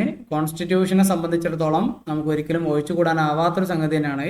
അപ്പോൾ അതുകൊണ്ട് ആ ഭാഗത്തുനിന്നുള്ള ക്വസ്റ്റ്യൻസ് കോൺസ്റ്റിറ്റ്യൂഷൻ്റെ ഡെവലപ്മെൻറ്റ്സിനെ സംബന്ധിച്ച്, അതിൻ്റെ വാല്യൂസിനെ സംബന്ധിച്ച്, അതിൻ്റെ ഇൻട്രൊഡക്ഷനെ സംബന്ധിച്ച് ക്വസ്റ്റ്യൻസ് നമുക്ക് പ്രതീക്ഷിക്കാം. പിന്നെ ട്രൈബൽ റിവോൾട്ടുകൾ, അതിനെ കമ്പയർ ചെയ്യുന്നത് എങ്ങനെയാണ്, അല്ലെങ്കിൽ അതിൻ്റെ ഒരു കോണ്ടെക്സ്റ്റ് എന്താണ്, എന്തിനാണ് ട്രൈബൽസ് ബ്രിട്ടീഷുകാർക്കെതിരെ പോരാടേണ്ടി വന്നത്, ഇതെല്ലാം നമുക്ക് കാണാൻ പറ്റും. പിന്നെ നെഹ്റു, അതുപോലെ തന്നെ നോൺ അലൈൻമെൻറ്റ് മൂവ്മെൻറ്റ്, ആ ഒരു ബൈപോളാർ വേൾഡിൽ അല്ലെങ്കിൽ കോൾഡ് വാർ പീരീഡിൽ നോൺ അലൈൻമെൻറ്റ് മൂവ്മെൻറ്റ് പ്രാധാന്യം എന്തായിരുന്നു, നെഹ്റുവിൻ്റെ ഒരു ലീഡർഷിപ്പിൻ്റെ ഒരു ഫീച്ചേഴ്സ് എന്തൊക്കെയായിരുന്നു എന്നുള്ളതൊക്കെ എക്സ്പെക്ട് ചെയ്യാം. പിന്നെ അതേപോലെ തന്നെ ലാംഗ്വേജ്, മലയാളമായിട്ട് ബന്ധപ്പെട്ടുള്ള ക്വസ്റ്റ്യൻസ് ഒക്കെ നമുക്ക് പ്രതീക്ഷിക്കാം. പിന്നെ ഗ്രീൻ റവല്യൂഷൻ, അതുപോലെ തന്നെ നമ്മുടെ മിൽക്കിനകത്ത് വന്നിട്ടുള്ള white revolution and blue revolution, നമ്മൾ പറയുന്ന ഫിഷിനകത്ത് വന്നിട്ടുള്ള ഡെവലപ്മെൻറ്റ്സ്, ഇതൊക്കെ എക്സ്പെക്റ്റ് ചെയ്യാവുന്ന സംഗതികൾ തന്നെയാണ്. ഇൻ ഷോർട്ട്, ഞാനിപ്പോൾ ഇവിടെ ഏതാണ്ട് സിലബസ് എന്താണ് പല ഭാഗത്ത് പല രീതിയിൽ കവർ ചെയ്തിട്ടുണ്ട്. അപ്പോൾ ഇതിനകത്ത് ഒരുപാട് ക്വസ്റ്റ്യൻസ് ഉണ്ട്. ഞാൻ എന്തായാലും ഇനി അധികം ഇതിനകത്ത് പറയുന്നില്ല. ഇപ്പോൾ നമുക്ക് ചിലപ്പോൾ മൂവീസൊക്കെ ബേസ് ചെയ്തിട്ടുള്ള ക്വസ്റ്റ്യൻസ് ഉണ്ടായിരിക്കും. അതായത് നമ്മുടെ സൊസൈറ്റി എങ്ങനെയാണ് മൂവിയുടെ അകത്ത് റിഫ്ലക്റ്റ് ചെയ്യുന്നത്, അല്ലെങ്കിൽ ഹിസ്റ്ററി എന്നുള്ളത് മൂവിയിൽ കൊണ്ടുവരുന്ന സമയത്ത് എന്തൊക്കെ ശ്രദ്ധിക്കണം, ഇങ്ങനെയുള്ള കാര്യങ്ങളൊക്കെ എന്ത് ചെയ്യും ക്വസ്റ്റ്യൻസ് നമുക്ക് പ്രതീക്ഷിക്കാം. പിന്നെ ഇതിനകത്ത് കേരള ഹിസ്റ്ററി റിലേറ്റഡ് ആയിട്ടുള്ള ഒരുപാട് ക്വസ്റ്റ്യൻസ് പറയുന്നുണ്ട്. പിന്നെ അതേപോലെ തന്നെ പെരുമാൾസ് ഓഫ് മഹോദയപുരം, ഇങ്ങനെയുള്ള കേരള ഭരിച്ചിരുന്ന റൂളേഴ്സിനെ സംബന്ധിച്ച്, പിന്നെ ഈ തിരുവിതാംകൂറിനൊക്കെ സംബന്ധിച്ചുള്ള ഒരുപാട് ക്വസ്റ്റ്യൻസ് നമുക്ക് പ്രതീക്ഷിക്കാം. തിരുവിതാംകൂർ ഡൈനസ്റ്റി അല്ലെങ്കിൽ ഒരു രാജകുടുംബമായിട്ട് ബന്ധപ്പെട്ട് അവിടെ ഓരോരോ ചേഞ്ചസ് റിഫോംസ് കൊണ്ടുവന്നിട്ടുള്ളത്, പിന്നെ അതുപോലെ ബ്രിട്ടീഷ് മിഷണറീസ് ആൻഡ് എഡ്യൂക്കേഷനകത്ത് അവർ നൽകിയിട്ടുള്ള കോൺട്രിബ്യൂഷൻസ്, ഇതെല്ലാം എക്സാമിന് ഇൻ്റർവ്യൂവിന് എന്ത് ചെയ്യും നമുക്ക് പ്രതീക്ഷിക്കാവുന്ന ഏരിയാസ് ആണ്. പിന്നെ ഈ ഒരു യൂറോപ്യൻ അല്ലെങ്കിൽ പോർച്ചുഗീസുകാർ, ഡച്ചുകാർ, ഇവരായിട്ടുള്ള റിലേഷനൊക്കെ ആയിട്ട് ബന്ധപ്പെട്ടുള്ള എന്തൊക്കെ ചേഞ്ചസ് ആണ് വന്നിട്ടുള്ളത്, പിന്നെ ഈ ഒരു കാസ്റ്റ് ഡോമിനൻസ്, ബ്രാഹ്മൺ സെറ്റിൽമെൻറ്റ്, ഇതൊക്കെ എന്ത് ചെയ്യും എക്സ്പെക്റ്റ് ചെയ്യാവുന്ന ഏരിയാസ് തന്നെയാണ്. കുറച്ചുകൂടിയൊക്കെ ഒരു സ്കോളർലി പെർസ്പെക്റ്റീവിലേക്ക് ആയിരിക്കും ക്വസ്റ്റ്യന് ചെരിഞ്ഞ് നിൽക്കുന്നുണ്ടാവുക. നമ്മൾ വിചാരിക്കുന്ന പോലെ സ്ട്രൈറ്റ് ആയിട്ട് പ്ലെയിൻ ആയിട്ട് അങ്ങനെ ചോദിക്കുക എന്നുള്ളതിന് വ്യത്യസ്തമായിട്ട് ചിലപ്പോൾ എന്ത് ചെയ്യും ഒരു നമ്മുടെ പഴശ്ശി റിവോൾട്ടിനെ സംബന്ധിച്ച് KKN കുറുപ്പിൻ്റെ ഒപ്പീനിയൻസ് എന്തൊക്കെയാണ്, അല്ലെങ്കിൽ what are the perspectives of KKN Kurup regarding Pazhassi revolt. അപ്പോൾ നിങ്ങൾ എന്ത് ചെയ്യുക, KKN കുറുപ്പ് എന്തൊക്കെയാണ് പഴശ്ശിയുമായിട്ട് ബന്ധപ്പെട്ട് പറഞ്ഞിട്ടുള്ളത്, പഴശ്ശിനെ എങ്ങനെയാണ് വിളിച്ചിട്ടുള്ളത്, ഈ കാര്യങ്ങളൊക്കെ എന്ത് ചെയ്യുക അവിടെ അവതരിപ്പിക്കണം എന്നുള്ളതിനാണ്. പിന്നെ ഈ ഒരു മരുമക്കത്തായവും കൊളോണിയൽ മോഡേണിറ്റിയും എങ്ങനെയാണ് കണക്ട് ചെയ്ത് കിടക്കുന്നത്, അതുപോലെ തന്നെ ഇവിടെ ഉണ്ടായിരുന്ന സംബന്ധം സിസ്റ്റം കൊളോണിയൽ മോഡേണിറ്റിയിൽ ഇങ്ങനെയാണ് സംബന്ധം സിസ്റ്റം എങ്ങനെയാണ് കൊളോണിയൽ മോഡേണിറ്റി വരുന്ന സമയത്ത് അവസാനിപ്പിക്കുന്നത്, അല്ലെങ്കിൽ അതിൻ്റെ ഒരു കോണ്ടെക്സ്റ്റ് എന്താണ്. അതുപോലെ തന്നെ നമ്മുടെ ഇന്ദുലേഖ, അതും പലപ്പോഴും ചരിത്രത്തിൽ ഡിസ്കഷനിൽ വരുന്നൊരു ഏരിയയാണ്. സോ ചന്തുമേനോൻ ഇന്ദുലേഖയിൽ പറയുന്ന ആ ഒരു മരുമക്കത്തായം അല്ലെങ്കിൽ സംബന്ധം സിസ്റ്റം, ഇതിനൊക്കെ സംബന്ധിച്ചിട്ടുള്ള ക്വസ്റ്റ്യൻസ് ഒക്കെ നമുക്ക് പ്രതീക്ഷിക്കാം എന്നുള്ളതിനാണ്. ഇൻ ഷോർട്ട്, എവിടുന്നും നമുക്ക് ക്വസ്റ്റ്യൻ പ്രതീക്ഷിക്കാം. നമ്മുടെ ചരിത്രം എന്ന് പറയുന്നത്, നമ്മുടെ സബ്ജക്റ്റ് എന്ന് പറയുന്നത് അത്രമാത്രം വിശാലമായിട്ടുള്ളൊരു ഏരിയ ആണ്. ഈ ഒരു ഇൻ്റർവ്യൂവിനകത്ത് നമ്മൾ ശ്രദ്ധിക്കേണ്ട കാര്യങ്ങൾ, നമുക്ക് കിട്ടുന്ന ക്വസ്റ്റ്യൻ എങ്ങനെ വളരെ ഇഫക്റ്റീവായിട്ട് നമുക്ക് മാനേജ് ചെയ്യാൻ പറ്റുന്നു എന്നുള്ളത് തന്നെയാണ്. നമുക്ക് അറിയുന്ന കാര്യങ്ങൾ വളരെ കോൺഫിഡൻ്റ് ആയിട്ട് പറയുക, വെറുതെ ഉരുണ്ട് കളിച്ചിട്ട് എന്ത് ചെയ്യരുത്, നമ്മൾ ഒരു കാരണവശാലും ഒരു നെഗറ്റീവ് ഇംപ്രഷൻ ഉണ്ടാക്കരുത് എന്നുള്ളതാണ്. പിന്നെ ഇൻ്റർവ്യൂവിനെ സംബന്ധിച്ച് നമ്മൾ അധികം ഭയങ്കരമായിട്ട് പേടിച്ചിരിക്കേണ്ട ആവശ്യം ഒന്നും ഇല്ല എന്നുള്ളത് തന്നെയാണ്. കാരണം ഒരു പരിധിവരെ നമ്മുടെ എക്സാം എഴുതിയിട്ടുള്ള മാർക്ക് എന്നുള്ളത് നമ്മളെ സ്വാധീനിക്കും. ഇനി ഇൻ കേസ് എക്സാമിൽ മാർക്ക് കുറവാണ് എന്ന് തോന്നുന്നുണ്ടെങ്കിൽ നമ്മൾ എന്ത് ചെയ്യണമെന്ന് വെച്ചാൽ ഇൻ്റർവ്യൂ എന്നുള്ളത് നന്നായിട്ട് പ്രിപ്പയർ ചെയ്തിട്ട് ഒരു ചെറിയ വേരിയേഷൻ പോലും എന്ത് ചെയ്യും നമുക്ക് ആ ഒരു ലിസ്റ്റിൽ ഒരുപാട് മുകളിലേക്ക് വരാൻ സാധ്യത നമുക്ക് അതിൽ കാണാം എന്നുള്ളത് തന്നെയാണ്. പിന്നെ ഇത്രയേ ഉള്ളൂ. വളരെ കോൺഫിഡൻ്റ് ആയിട്ട് നമ്മൾ എന്ത് ചെയ്യുക, ഇൻ്റർവ്യൂവിന് അറ്റൻഡ് ചെയ്യുക, പറ്റാവുന്ന ഏരിയാസൊക്കെ ഒന്ന് വായിക്കുക, ഒന്നുകൂടി റിവൈസ് ചെയ്തിട്ട് എടുക്കുക. സ്റ്റിൽ നമുക്ക് ചിലപ്പോൾ നമ്മൾ പഠിക്കാത്ത ഭാഗത്തുള്ള ക്വസ്റ്റ്യൻസ് ഉണ്ടായിരിക്കും. അപ്പോൾ നമ്മൾ എന്ത് ചെയ്യുക, ഇപ്പോൾ നമ്മുടെ അടുത്ത് ഏരിയ ഏതാണ് എന്ന് ചോദിച്ചാൽ, നമ്മുടെ ഫേവറേറ്റ് ഏരിയ ഏതാണെന്ന് ചോദിച്ചു കഴിഞ്ഞാൽ അങ്ങനെ പറയാനുള്ളൊരു ഏരിയ നമുക്ക് ഉണ്ടാക്കുക, ഒരു ഫേവറേറ്റ് സ്കോളറെ നമുക്ക് ഉണ്ടാക്കുക, അയാളുടെ ബുക്കിനെ പറ്റിയൊരു അവയർനെസ് ഉണ്ടാക്കുക, അവരുടെ ഏരിയനെ പറ്റിയൊരു അവയർനെസ് ഉണ്ടാക്കുക.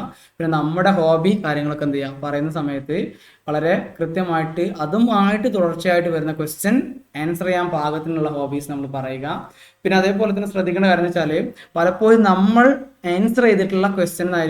ആൻസർ ചെയ്തിട്ടുള്ള അതിനായിരിക്കും അവർ അടുത്ത ക്വസ്റ്റ്യൻ ഫ്രെയിം ചെയ്യുന്നുണ്ടാവുക. അതുകൊണ്ട് തന്നെ ഓരോ ഉത്തരവും വളരെ സൂക്ഷ്മതയോടെ തന്നെ ചെയ്യുക എന്നതാണ് പറയാനുള്ളത്. ചിലപ്പോൾ നമ്മൾ അവർക്ക് വേണ്ട ത്രെഡുകൾ ഇട്ട് കൊടുക്കും, അതേസമയം നമ്മൾ അതിൽ അത്ര കോൺഫിഡൻ്റ് ആയിരിക്കില്ല. ആൻഡ് ഓൾസോ നിങ്ങൾക്ക് ചെയ്യാൻ പറ്റുന്ന കാര്യം എന്ന് വെച്ചാൽ, നമ്മൾ കോൺഫിഡൻ്റ് ആയിട്ടുള്ളതിനെ സംബന്ധിച്ച് പറഞ്ഞിട്ട് ഇങ്ങനെ പോയി കഴിഞ്ഞാൽ നമ്മൾ ആ ത്രെഡിലൂടെ അവർ കയറി വരും. സ്വാഭാവികമായിട്ട് നമുക്ക് അനുകൂലമായിട്ട് എന്ത് ചെയ്യാൻ പറ്റും, ആ ഒരു ഇൻ്റർവ്യൂവിനെ നമുക്ക് മാറ്റാനായിട്ട് പറ്റും എന്നുള്ളത് തന്നെയാണ്. സോ ഓൺ ഡിമാൻഡ് ഞാൻ എന്ത് ചെയ്യാം, ഈ ഒരു ഡോക്യുമെൻ്റ് അവിടെ ഷെയർ ചെയ്ത് തരണ്ട്. ഇതൊരു ഔട്ട്ലൈൻ മാത്രമാണ്.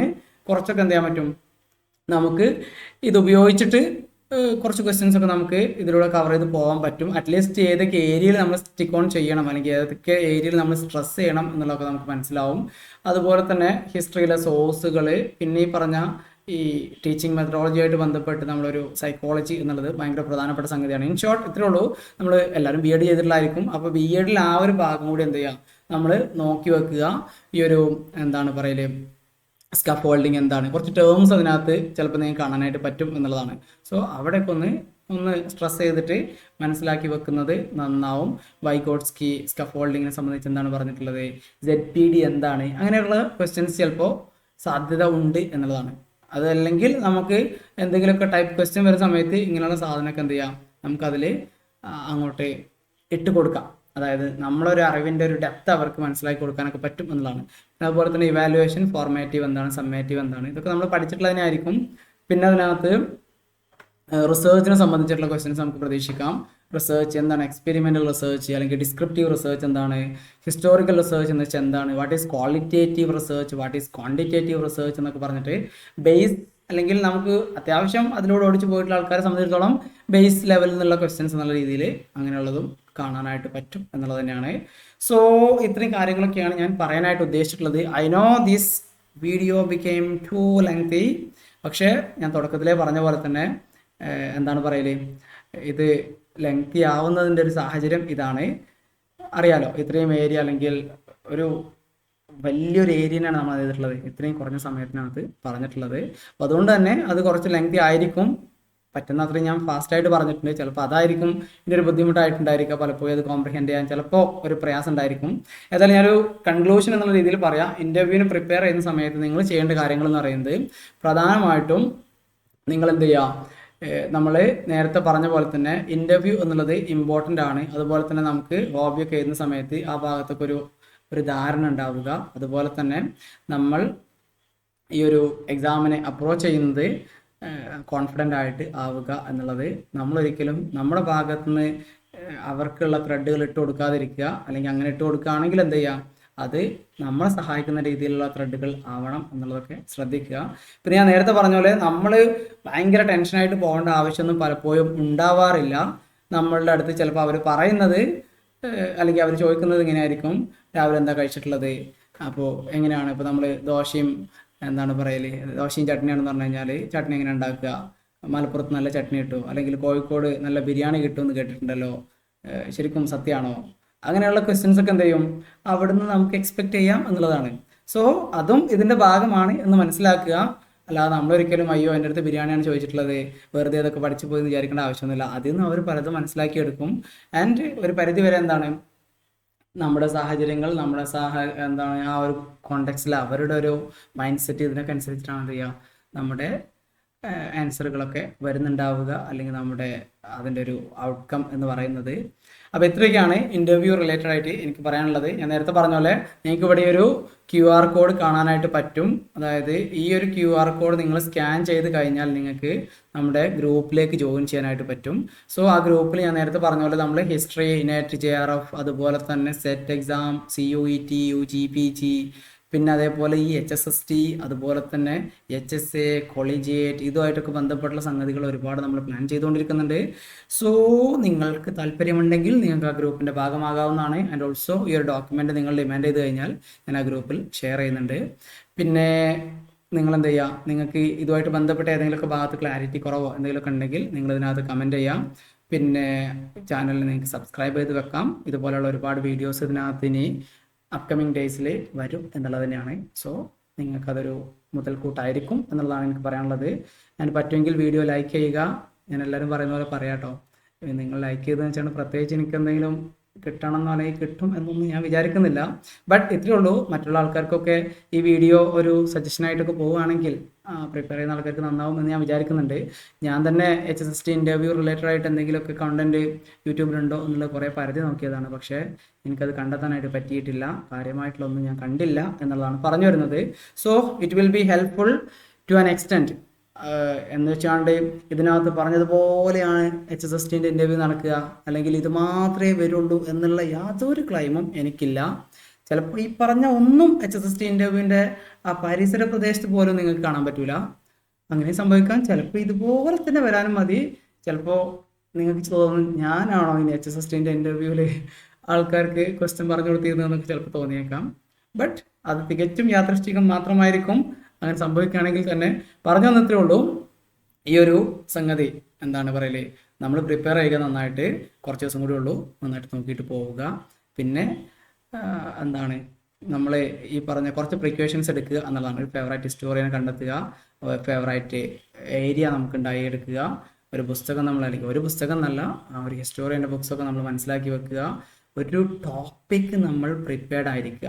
If they ask us to give a demo session, അങ്ങനെയാണെങ്കിൽ നമ്മൾ എന്ത് ചെയ്യാം, അതിന് തയ്യാറായിരിക്കുക എന്നുള്ളതാണ്. പിന്നെ നമ്മൾ ഈ ഒരു ടെക്നോളജീൻ്റെ ഇമ്പോർട്ടൻസ് ഒക്കെ മനസ്സിലാക്കി വെക്കുക. ആ രീതിയിലൊക്കെ ഉള്ളൊരു പ്രസൻറ്റേഷനിൽ പല സമയത്തും അതൊക്കെ നമ്മൾ കൊണ്ടുവരാൻ വേണ്ടിയിട്ട് ശ്രമിക്കുക. അപ്പോൾ ഇത്രയൊക്കെയാണ് എനിക്ക് പറയാനായിട്ടുള്ളത്. Very sorry for the lengthy session. എന്തായാലും നിങ്ങൾക്ക് അതിൻ്റെ ഒരു ബുദ്ധിമുട്ട് മനസ്സിലാവുന്നുണ്ട് എന്ന് ഞാൻ മനസ്സിലാക്കുന്നു. അപ്പോൾ എല്ലാവർക്കും താങ്ക് യു. മറ്റൊരു ഏരിയയുമായിട്ട് ഞാൻ വീണ്ടും വരും. അതുവരെ ഗുഡ് ബൈ. അതുവരെ എല്ലാവർക്കും ബൈ.